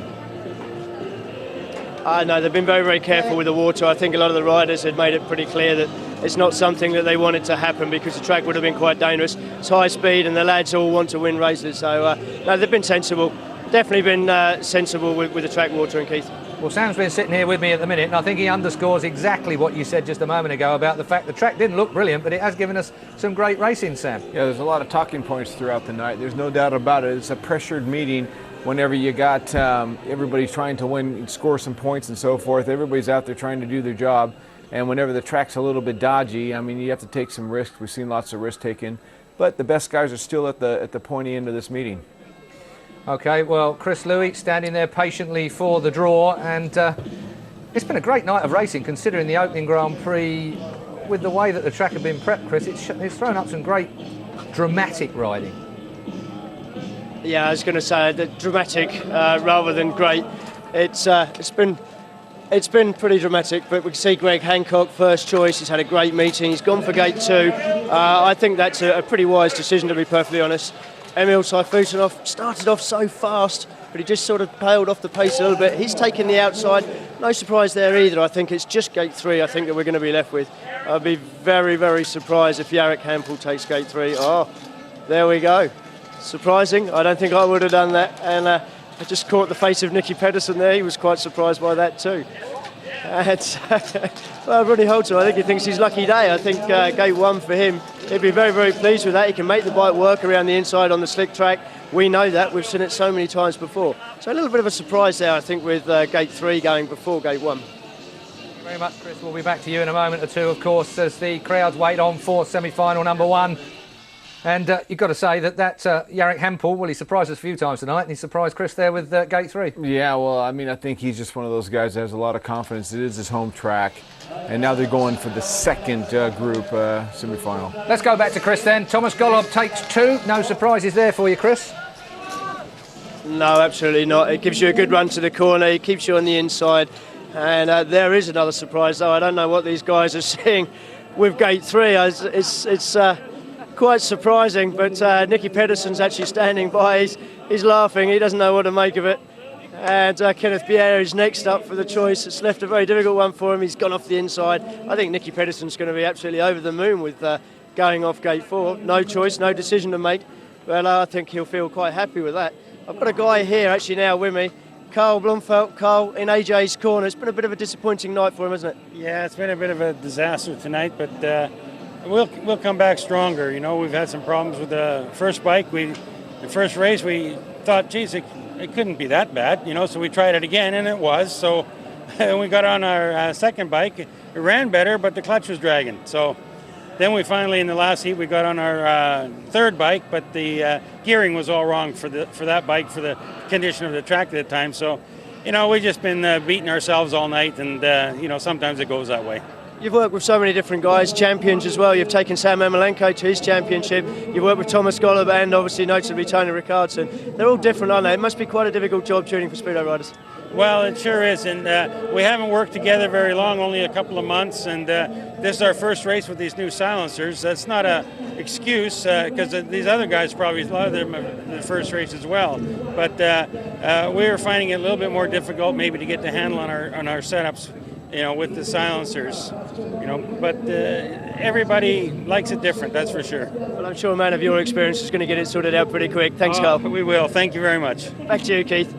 Thanks very much there, Chris. Carl Blomfeldt then, a man that's tuned for many a famous rider, including our own here, sitting with me in the London studio. So, first semi-final, Sam, a big deal, and getting through to the final, absolutely key, it would seem, with the competitiveness of this year's Grand Prix. Absolutely, and Chris pointed on the fact, the question you asked him about what the track guys were doing out there, and it seems like everybody's got a handle on that as well, so it should be a fair race. Go with the favorites, you know, probably gate 2 is probably the one to be in, so, you know, the boys got a chance to race for it now, and you don't want to get third or fourth. That's the whole idea now in this semi-final. Well, a good question, of course, is whether AJ and Jason Crump, having a disaster relatively here tonight, could have done with being in the British League, perhaps, for a bit of a warm-up. Yeah, well, that's a good question. Everybody, and especially them, will be asking each other, that's for sure. I know darn well that if I was a competitor, I would like to take the question mark out of my ability to, you know, set the bike up during a meeting this high caliber. If you have the experience with the silencers, you definitely know the decisions if you've practiced them in other leagues before you get to this round. Semi-final number 1 comes to the tapes then, and high drama here. As I said earlier, it might not be a packed crowd, but then again there are 3 Grand Prix in Poland this year. Perhaps they're saving their pennies up for, or zlotys up for later on in the year perhaps, but certainly it's going to be one to remember, this opening Grand Prix of the year. Absolutely, and we also got the World Cup final here in Poland as well, you know, so there's some great races going on. There's some great racetracks in Poland, and there's a lot of enthusiastic fans. And we, of course, at Sky Sports will be live at Gorzów for the World Cup final. Me and Sam are both out there. Yeah, and I just hope, and like Greg said, I'd like to wish the American under-21 team that's over in the Ukraine right now good luck over the weekend. Yeah, we don't see many Americans apart from Greg Hancock around at top level nowadays, so it'd be great to see some of your guys back on it again. Let's go back to the commentators then at trackside. First semi-final of the European Grand Prix then. Rune Holter going off the inside on 9. Greg Hancock top of the pile so far on 13 off 2. Jarek Hampel gate 3 after 3 straight wins to get through to the semis. And off the outside is Emil Seyfudinov. A spectacular return to the Grand Prix scene for him tonight. Which 2 riders will head through to the first final of the season? Rune Holter, he's struggling, but look at Hampel. Hampel has turned his night upside down. Started poorly with 3 third places, flying out in front. He's going to the final. He's hugely popular here in Leszno, there's no doubt about that. Emil Seyfudinov is second, but look at Hancock winding it all on. Hancock's going to have a go now. He's going to go high and wide. Seyfudinov holds the line, kicks out his right leg. The lead is with Hampel. One race to go. And Greg Hancock, the man who led the Grand Prix going into the semi-final, is on the verge of missing out unless he can pull off something very, very special. Past the young man Seyfudinov, who's half Hancock's age. Not going to happen. Hampel is through, and so is Seyfudinov. And what a fairy tale comeback in this meeting for Jarek Hampel. 3 back-to-back wins in his last 3 rides. Brilliant stuff from the world number 2. Excellent first corner. Hancock just went a little bit out of shape there, and the 2 youngsters steamed up the inside into first and second. Seyfudinov had to hang on a wee bit in the back end of the race with Hancock charging hard. But you've got to give Jarek Hampel so much credit. Nowhere after 3 rides. Now he's in the final. Terrific. Absolutely sensational. He's on 12 points now, Jarek Hampel. So is Emil Seyfudinov. They go through. Hancock and Halter, their night is over. Hancock has to settle for 14 points in the first GP of the season. Hampel and Seyfudinov level on 12 apiece now. Halter finishes on 9. Remember, the final, your points count for double. A spectacular semi-final that was. Greg Hancock then eased out of the final by Emil Seyfudinov. Chris Louis is with an unlucky 9-point man, also eased out of the meeting, Chris Holder. Thanks, Keith. Yeah, Chris, that race just demonstrating how cruel this sport can be. Greg Hancock been pretty dominant all night with 13 points. Doesn't make it into the semi. Jarek Hampel's been struggling early on. He's there into the final now. Yeah, it's a pretty harsh sort of setup. Greg did well, and obviously, yeah, bombed out in the semi, which is pretty cruel luck for him. But so tight, you know. Jarek, like you said, was struggling, but he's got it together in the end, and he's in the final and could win the meeting. So, yeah, it's tough work. And for yourself, obviously, you know, it has been tough. You've had a tough night. You've been right in the thick of the action every single race. By virtue of not actually winning one of those races, you dip out. Yeah, it's a same story last year. You know, I was all right, but haven't won a race, and I knew as soon as I was in front and the red lights come on, it was going to happen again, and I couldn't do much in the last one, and yeah, I'm pretty frustrated. Okay, unlucky. Thanks, Chris.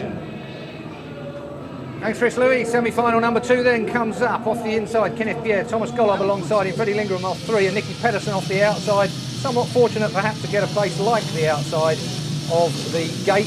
Freddie Lindgren opting to go for that gate 3 white helmeted position. Thomas Golob going off of blue, which seems to be the favourite of the night. Kenneth Bier getting the inside line then. So then, as they come to the tapes, let's go back to our commentators. Join Jarek Hampel and Emil Seyfudinov in the final of the European Grand Prix. Golob has made a beautiful start, but Pedersen leans on him in yellow. Here comes Freddie Lindgren as well. It's all very tight down the back straight. Lindgren is going high and wide to the fence. Oh, down. Down goes Freddie Lindgren. The red lights will have to come on, and I suspect Lindgren's night will be over with that crash. He was charging down the outside of Thomas Golob, and there was never going to be any room to go around Golob. He was going to go for the dirt. What an effort that was from Nicky Pedersen coming from the outside. Pedersen so determined away from the tapes. That's the old Nicky Pedersen. Just coming here on the outside. No room to go in there for Freddie Lindgren. He slips off the motorbike and gets jammed underneath the air fence. That's a bit of disappointment for the Swede when he's been so impressive tonight. Golob switching to the outside, and Lindgren just was left with nowhere to go. Yep, Freddie Lindgren is the man to be disqualified from the restart. And what a shame for him after such a terrific night. That is a bitter blow. He looked like he had the speed to win tonight. And just, you know, those split-second decisions, it just went against him there. He'll be really disappointed. Good to see him up and about, of course. High-speed accident, just sliding off the bike at the end of the back straight. But on the evidence of his performance so far tonight, he could have a major part to play in this year's championship. Well, his target is a top 5 place this year, Freddie Lindgren. If he can maintain this type of consistency, he'll be absolutely devastated now that his night has ended like that. But he's had a good night generally. Well, yeah, he had the ride of the night, didn't he, when he went from last to first and charged through and qualified for the semi-finals quite comfortably on 11 points. Just nowhere to go there, unfortunately for him. Golob had every right to switch to the outside to try and make a move. There he is, surging through. Unfortunately for Lindgren, just found himself in the wrong place at the wrong time, and he slips off the back of the bikes. There's John Jorgensen and the Nicky Pedersen team. They've got to do it again. But Pedersen, that was really good effort. Bitter disappointment for Lindgren. Got a feel for him. He's had a great night that last ride when he won. I'll tell you what, that 3 points does not tell the story, coming from last to first. But that man, showing all the tenacity that we've seen from him in 07 and 08. Brilliant stuff from the outside, but he's got to do it again. We saw John Jorgensen and the Pedersen pit crew frustrated when the crash occurred because it meant that Nicky has got to go out and do it all again. Looked as though he got the race in the bag, Nicky Pedersen, but it's all about going out there and starting all over again. Yeah, and you know, Pierre and Golub are more than capable of hitting the front and coming 1-2, and Pedersen could be the one to miss out. We see it often. It's the one that's hit the front, and the restaging of the race, they end up missing out. Of course, Pedersen, hugely experienced. He'll be buoyed by his performance tonight. How he's managing to find a way to stay in the meeting and scrapping hard. Just how hard he worked for that solitary point when he beat Crump in his last ride, and how important that point was. Talking about hard work, you've got to have a thought really for Craig Ackroyd, the British referee that's there at the moment. Let's cross then back to Chris Louis, who's got Chris Harris looking very stern to your right. Yes, he is. Yeah, he's looking a little disappointed. It's been a tough night, hasn't it? After failing to score in your first ride, you found the pace, but the racing out there has been real bashing handlebar stuff, hasn't it? Yeah, it wasn't an ideal start to the night, but we tried to get back on the pace, but say it's a bit hard competition, and them boys are fast around here, so felt pleased halfway through, but obviously disappointed to finish not making the semis. We've seen 3 or 4 crashes tonight, fairly hard ones. It's a very fast place to be going down, and that just shows the level of commitment from these guys, doesn't it? Yeah, everybody's putting in that extra little bit tonight because it's World Championship, and hope that all the crashes, nobody's got injured, and they walked away, and can be health and safety for next week. Coming back from Ore in Gothenburg, a track that has been a bit indifferent for you. It can sometimes be a little bit hairy scary with the holes and things that appear. Yeah, it's not been the best ones for me in the past, but we put it right this time around. Feeling confident this year, and just got to just make semis and finals now. Thanks for talking to us, Chris. Thanks. Ta.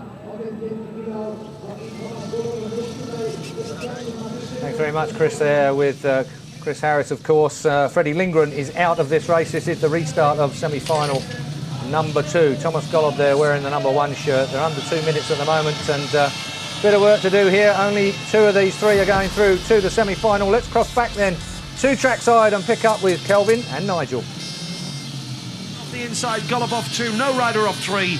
Nicky Pedersen is going to go off the outside here, and it's the second semi-final. So far, we know already that Jari Kampel and Emil Saifutinov are through to the final, and Emil studying the opposition for the final. 2 of these 3 will be in the final of the European Grand Prix here in Leszno. Second semi-final, here we go again. Golub's made a good start off gate number 2, not for the first time tonight. Now Pedersen locks up the inside. Pedersen has come through, and now it's getting all very tight down the back straight. Golub has returned the compliment. Great ride from Thomas Golub. Nicky Pedersen is second, Kenneth Pierre is third, and Golub is kicking on here now. Brilliant stuff once again from Pedersen. Got to give him a lot of credit. He made a really smart move there to switch back to the inside to make sure he didn't get shoved too wide. Golub majestic once again out in front. Pierre's the danger man. He's not out of this. Pedersen's really going to have to wind it on because Pierre's charging hard in 3rd place. But Golub, you can't deny the man, the world champion, out in front, looking good for the final. Well, no problems with the new silencers for Thomas Golub tonight, that's for sure. He is making light work of this semi-final. Got the lead. Nicky Pedersen, he'd be delighted to reach the final. He really is looking very quick tonight, Nicky Pedersen. Kenneth Pierre is third. Looks like his night is going to end here with a consolation point to add to his total. Thomas Golub, the reigning world champion, has reached the final of the first Grand Prix of the year. Golub's got stronger as the night's gone on, no question about it. Celebrates with a big wheelie in the second semi-final, cruises through to the final. Pedersen scrapping hard, looking good, charging in 2nd place. Disappointment for Pierre back in 3rd place, but the world champion, what a performance. Bitterly disappointed to be excluded earlier on, but has come back in fine style. And certainly he's only dropped 1 point since that exclusion. Cruises into the big final. Can he win tonight? Well, he's gone joint top of the meeting on 14 points now, level with Greg Hancock. And Hancock's night is over, remember. Golub, 3 points. Pedersen, 2. They're both through to the final. Pierre and Lindgren have ended their evening with that race. Golub, as we said, level with Hancock at the top of the leaderboard. Lindgren and Pedersen on 11. Kenneth Pierre on 10.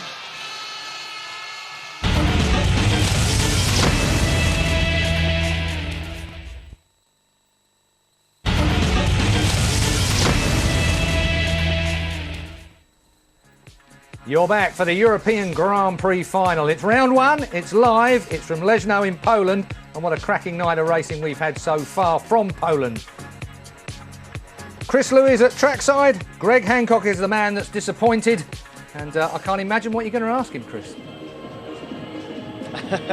Well, he's going to give me a hand as we go through the draw and just let me know his views on things. But Greg, it's a harsh format, isn't it? You know, you're in fantastic form, 13 points, and dipping out on a final place. Yeah, that's right. You know, I mean, it's pretty heart-wrenching at the moment. You know, I chose the best gate and made the best start, and just let the bike run like I always did, and I let it run for the dirt. But I didn't pay enough attention to the track grade there, maybe, because it was they took the dirt away and put a lot of water out in mid-track, and I lost all grip and watched those guys go by, and that's all she wrote. And after I'd just been telling Keith Ewan back in our studio that they'd been very sensible with the warning, but it's difficult when the track is this slick, isn't it? Yeah, they didn't overdo it, but they didn't water the inside at all, so I just saw the dark stuff and I aimed for it, but when I hit it, there was nothing there but ice, so no worries, Keith, don't worry about it. So bearing in mind the track preparation, what would your views be now on the final? Would you still go for gate 2 as you did in the semi? I believe so. I mean, it's hard to talk about at the moment, but yeah, for sure. I mean, gate 2 definitely is the favored one. It seems to be working well, so I think the draw's going on now, but I think the smartest guy will take gate 2, however, but there's one or two guys there that are on it. Well, we're now going to find out, because Thomas Golub is now taking his time and having a look. I think he knows where he wants to go. He certainly chose it last time, made a great start. He's doing it again, no surprises there. Now, Jarek Hampel surprised me taking gate 3 in his semi-final, proved me completely wrong and went out and won it. Yeah, and I mean, if you saw his heat before that, before the semi-final, he won it out of 3 too. So, you know, he's got it figured out. He knows his track pretty well too. So don't be surprised he doesn't do it again. Well, he has. He's just done it again. Yeah, well, it's worked for him last time. You don't change a winning formula. Emil Sayfutdinov, great to see him back into finals of GPs after the torrid year he had last year, going off the inside. He could be good from there, couldn't he? Yeah, he could be. I mean, gate 1 definitely is not the favorite gate right now, but someone like him with his technique, and he's so light and little like that, he could surprise you. And Nicky Pedersen obviously being left with another outside gate there, but it's good to see Nicky with a smile on his face. He's not been going so well. It's good to see you still smiling, just about. You've still got 13 points, so it's not a bad start, is it? No, it's not at all. That's what it's about, so a long way to go. Thanks, Greg. Over to you, Keith. Thank you very much, Chris. We love Greg Hancock, there's no doubt in that. He is one of the greatest motorcycle racers still racing in Speedway, Sam. It's got to be said that I know he's your compatriot and you won't have anything bad to say about him, but I don't think anybody's got anything bad to say about Greg Hancock. Not at all. You know, as he says, his nickname's Grin, and he would like to be at the top of all this with Nicky Pedersen coming off gate 4. Jarek Hampel. Tomasz Gollo. Emil Sayfutdinov. And that is your final then. The first round of the European, I should say, of the Speedway Grand Prix season, actually, here at the European Grand Prix Leszno, Poland. There'll be 3 rounds of the Grand Prix Speedway Series in Poland, so these guys have got plenty to look forward to. And what better way for them to celebrate than a Polish win tonight? Golub is obviously in there at the moment. He's chosen to go off 2. Underneath him will be Emil Sayfutdinov. That's going to, I tell you, all 4 of these guys, Hampel, Sayfutdinov, Golub and Pedersen, that is a really tough final, Sam. I think this whole lineup are tough. You know, there's a couple of guys that are weak links possibly, but the boys that are in the final right now have wound themselves up into a good position here. Emil, I mean, he's riding well. He's got fast equipment. We know what Thomas is all about. Will Thomas make the same kind of mistake Greg Hancock did coming out of 2? But Jarek confident out of 3, and Nicky, the stormer, out of 4. It's well, you only had to look at the face on Nicky Pedersen when he chose his gate. Well, he didn't have a choice at the gate. He had gate 4, but he just growled at the camera. He's on it tonight. That's right, and he's determined to make something of it. There's going to be opportunities if they happen to bump each other going to that corner that will appear, and I'm sure Nicky's counting on that to happen. Well, how do you see it? I mean, obviously Gate 3, which we didn't think, nobody really thought that it was that popular, those that are off the motorcycles, but those that are on the motorcycles, Gate 3 has been relatively popular. You know, I'm going to tell you something that I try to tell a lot of the young guys is the start isn't really won until you get full speed going into turn 3. So if you can avoid anybody chopping your line up, the idea of coming out of the gate is to get a good run, stay clear of knocking the throttle off at any point through the first corner, racing for turn 3. So that's where the race is won. So you get a lot of momentum coming from the outside gates. We have said it before, gate statistics aren't really about getting the quickest gate, is it? It's a statistic about who wins from which gate, not who makes the first corner first. Exactly, and if they had a little, some way of clocking who gets to the first turn first, would be one way of who's made the best gate to get to the first turn, but then the race momentum really starts catching up when you're going into turn 3, and that's where the real race starts. Everybody's at full speed. Well, Greg Hancock would have been a great addition to this final lineup, there's no doubt in that, with his gating skills, but you can't bet against a lineup like Saifutinov off the inside, Golob next to him, Hampel off gate 3, and Nicky Pedersen, the growling Dane, from off gate 4. It's an exciting final race of the European Grand Prix. Round 1 of 11 rounds of Speedway Grand Prix this year. All of them will be live here on Sky Sports. And I think we've had a cracking meeting to start off with a track that looks like it may not provide us with perhaps the best racing, but in the end it's been a very dramatic Grand Prix. Even the silencers couldn't be a problem for the opening Grand Prix of the year. Let's go back to the track then, and our commentators. Here's the lineup there, a mouth-watering lineup it is as well. Emil Saifutinov with 3 Grand Prix wins to his name.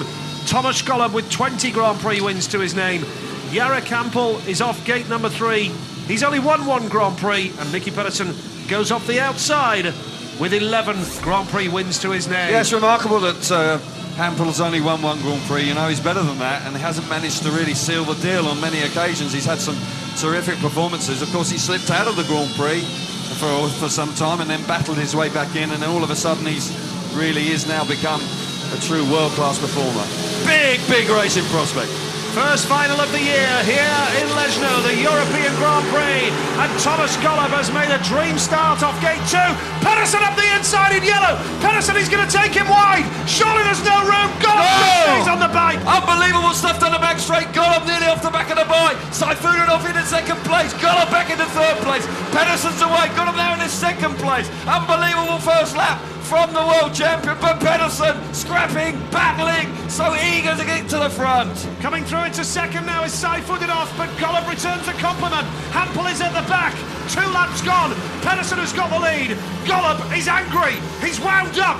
He's turning the screw. He's going to try and get as close to Pedersen as he can. It was tough. It was hard. It was grueling down the back straight. But Nicky Pedersen of Denmark is going into lap 3 ahead of the final. Oh, at the back, Saifutinov and Hampel nearly come together, but Pedersen's got this. He's away with it. What a performance from the 3-time champion.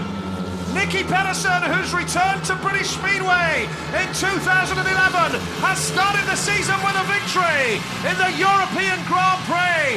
Tomasz Golob, the reigning champion, has to settle for 2nd spot. That was vintage Pedersen. It was tough, no quarter asked or given, but the great Dane Nicky Pedersen is back. Fabulous performance from Nicky Pedersen. I tell you what, I would not have picked him for a winner before tonight's action started. But you've got to give the man a lot of credit. He's had 2 years in the wilderness. He's had injuries. He's had frustration. We've seen all sorts of antics from Nicky Pedersen in the last couple of years. But what a performance from him.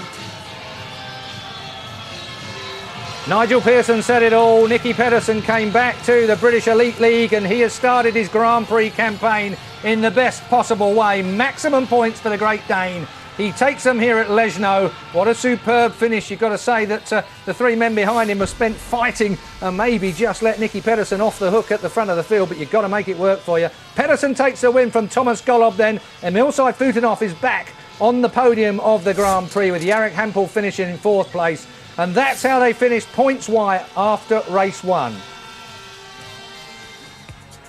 Well, you can look forward to plenty more live Speedway with us, and you've got not a long time to wait. Monday sees Eastbourne come to Swindon for the latest Elite League clash. That's at the later than usual time of 8 p.m. on Sky Sports HD2. And do join us for round 2 of the Speedway Grand Prix live from Gothenburg on May 14th at 6 p.m. on Sky Sports 3. The Swedish Grand Prix is in the Ullevi Stadium in the heart of the city. Well, we look forward to your company for those, but for now, from all of us here, thanks to you for watching. See you next time.